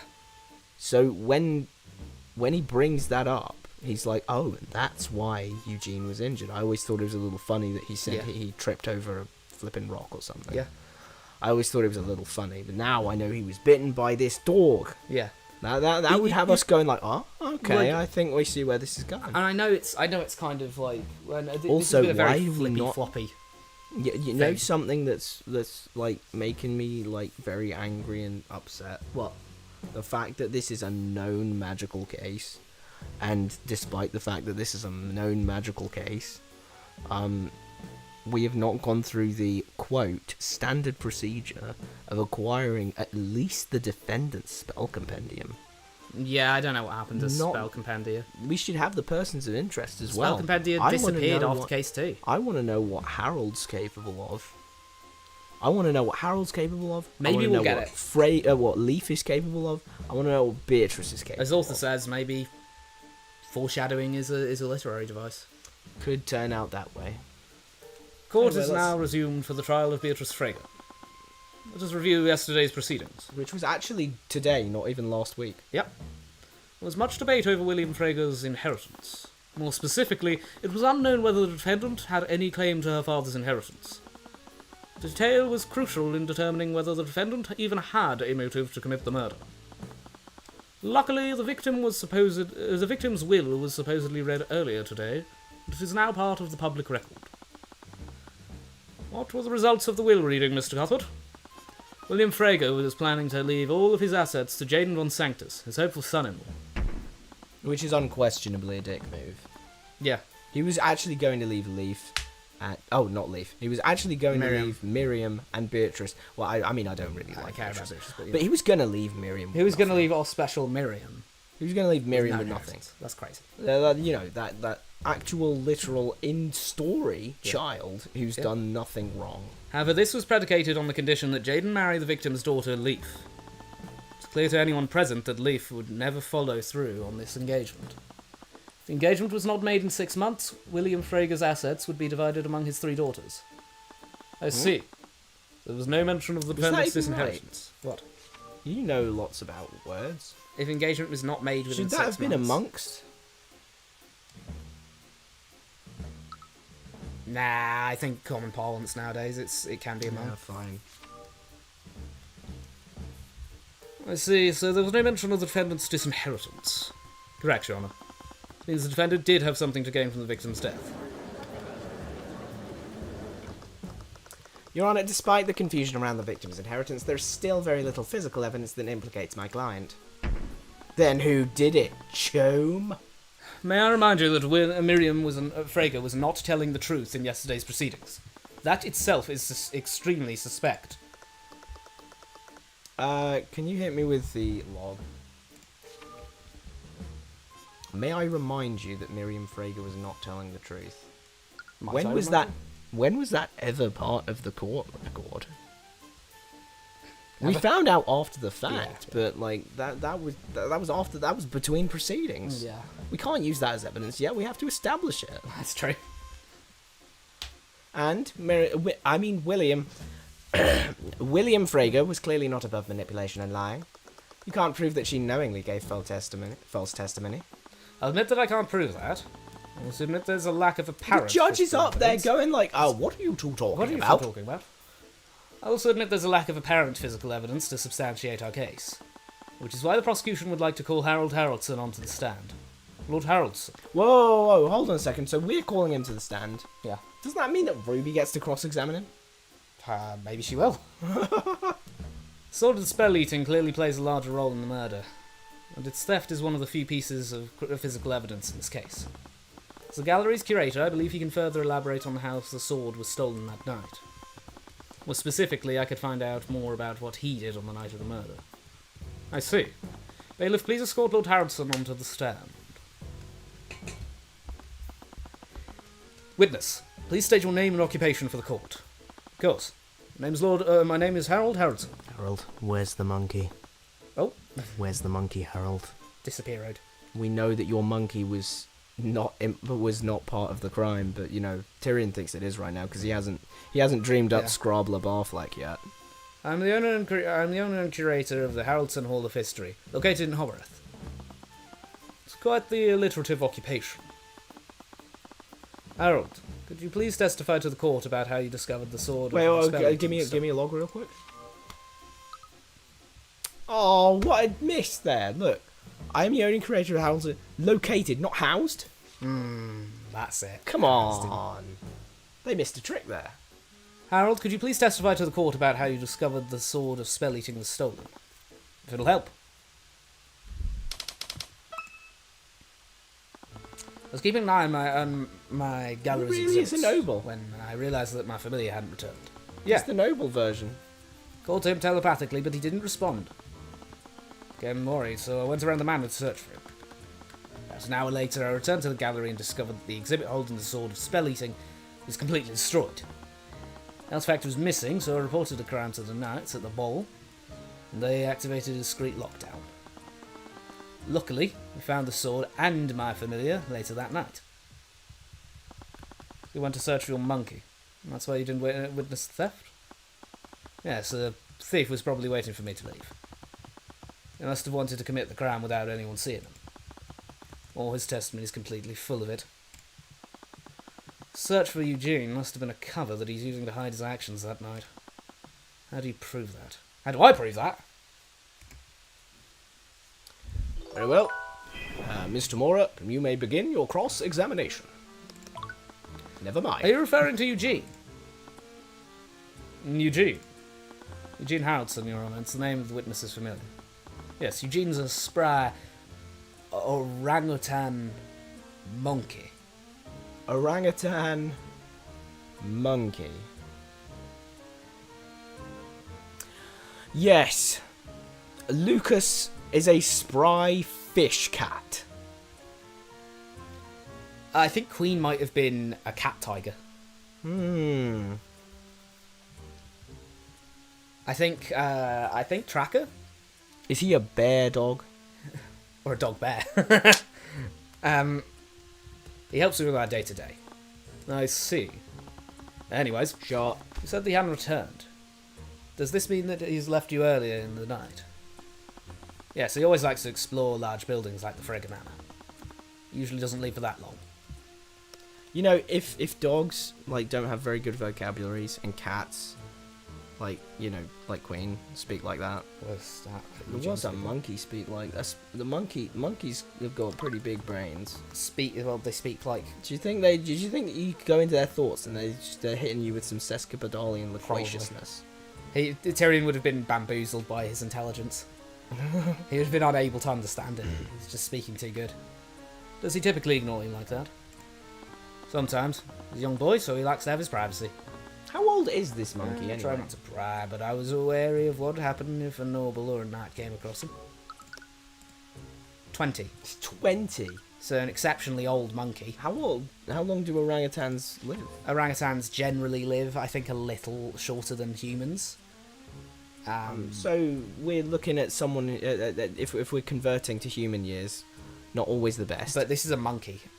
Oh yeah, not an orangutan. Not an orangutan, and I could say that because he's an orange monkey. He has a tail. Yeah, he has a tail. So he's probably at the end of his life, I reckon, What? because monkeys usually live quite short lives. Oh, well, he's a spry orangutan monkey. That tail's fake. Also, he's not that young. Again, he is 20, so he should be, like, sexually mature. You know what I mean? You know what? He's very tiny. Maybe this is like in, maybe this is like in Avatar, where like the big fat caterpillar thing. yeah, they use a lot of mishmash animals. Yeah. Like, I'm struggling to think of them off the top of my The head. big fat caterpillar thing. The big fat caterpillar thing. What is it? A caterpillar or something? I don't know. And like I can't remember. badger moles. Yeah.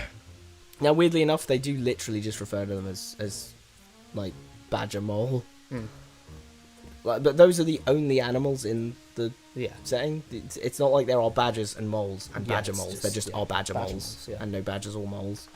But maybe it's like that kind of thing here. Yeah, I We've don't got a know. fantasy creature fantasy he's creature. an orangutan monkey. And he's a very long-lived creature as well. Yeah, it's an orangutan monkey. So since it's a fusion of the two, the lifespan's fused as well.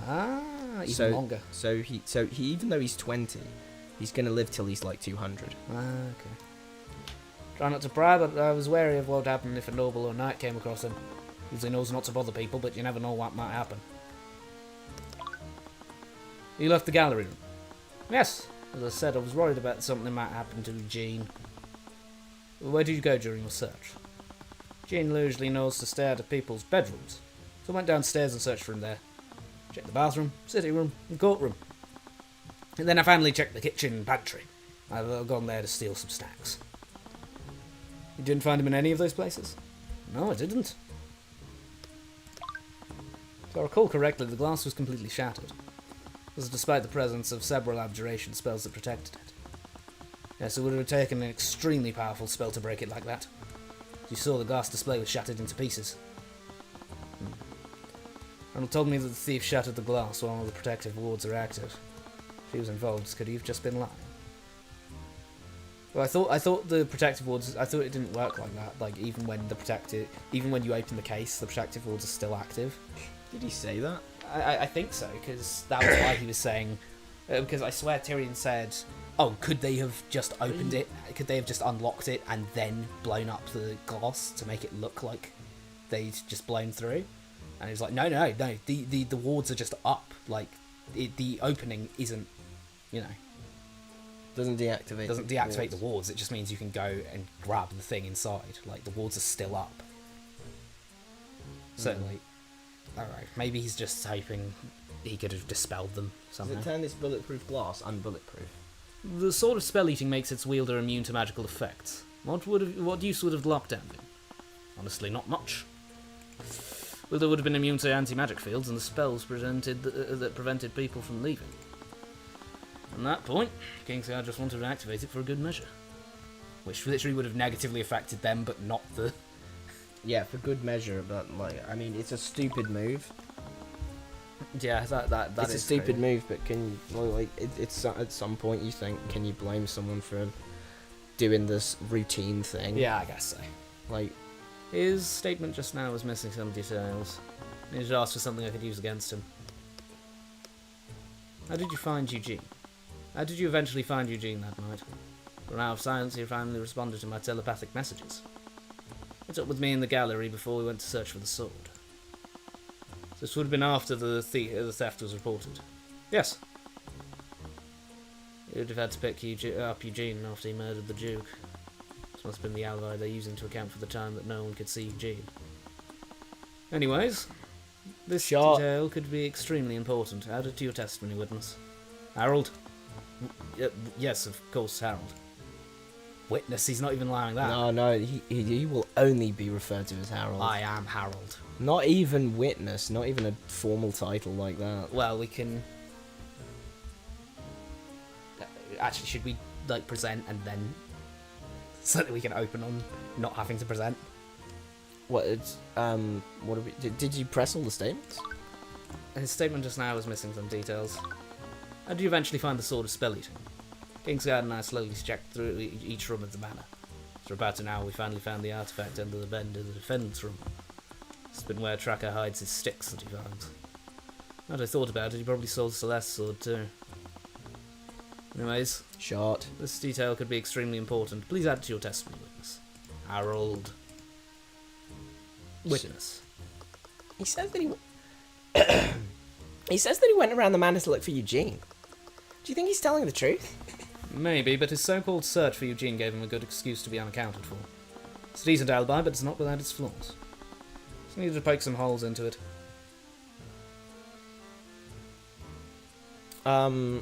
Yeah, let's save here so that we can open on objection. It's not like we're gonna forget how to object. Yeah, I suppose so. Well then, thanks so very much for watching. We will be back same time next week. That's 7 PM to 11... Wait, whoops. That's 1 PM to 5 PM BST on Sunday for more Tyrion Cuthbert. And our immediate next stream is going to be the 7 PM to 11 PM BST stream on Monday, where we will be streaming and actually finishing our current run of Fire Emblem 3 Hopes. We will have a highlights reel for this video up at some point during the week, and with any luck, next time I will have had my voice will be back instead of not here. As regards the Nintendo Direct that is presumed to be coming out on Tuesday, we're going to do a special one-time stream on Wednesday where we'll be reacting to certain facets of that Direct. So yeah, that's about it. Thanks again so very much for watching, and we'll see you next time. Ciao.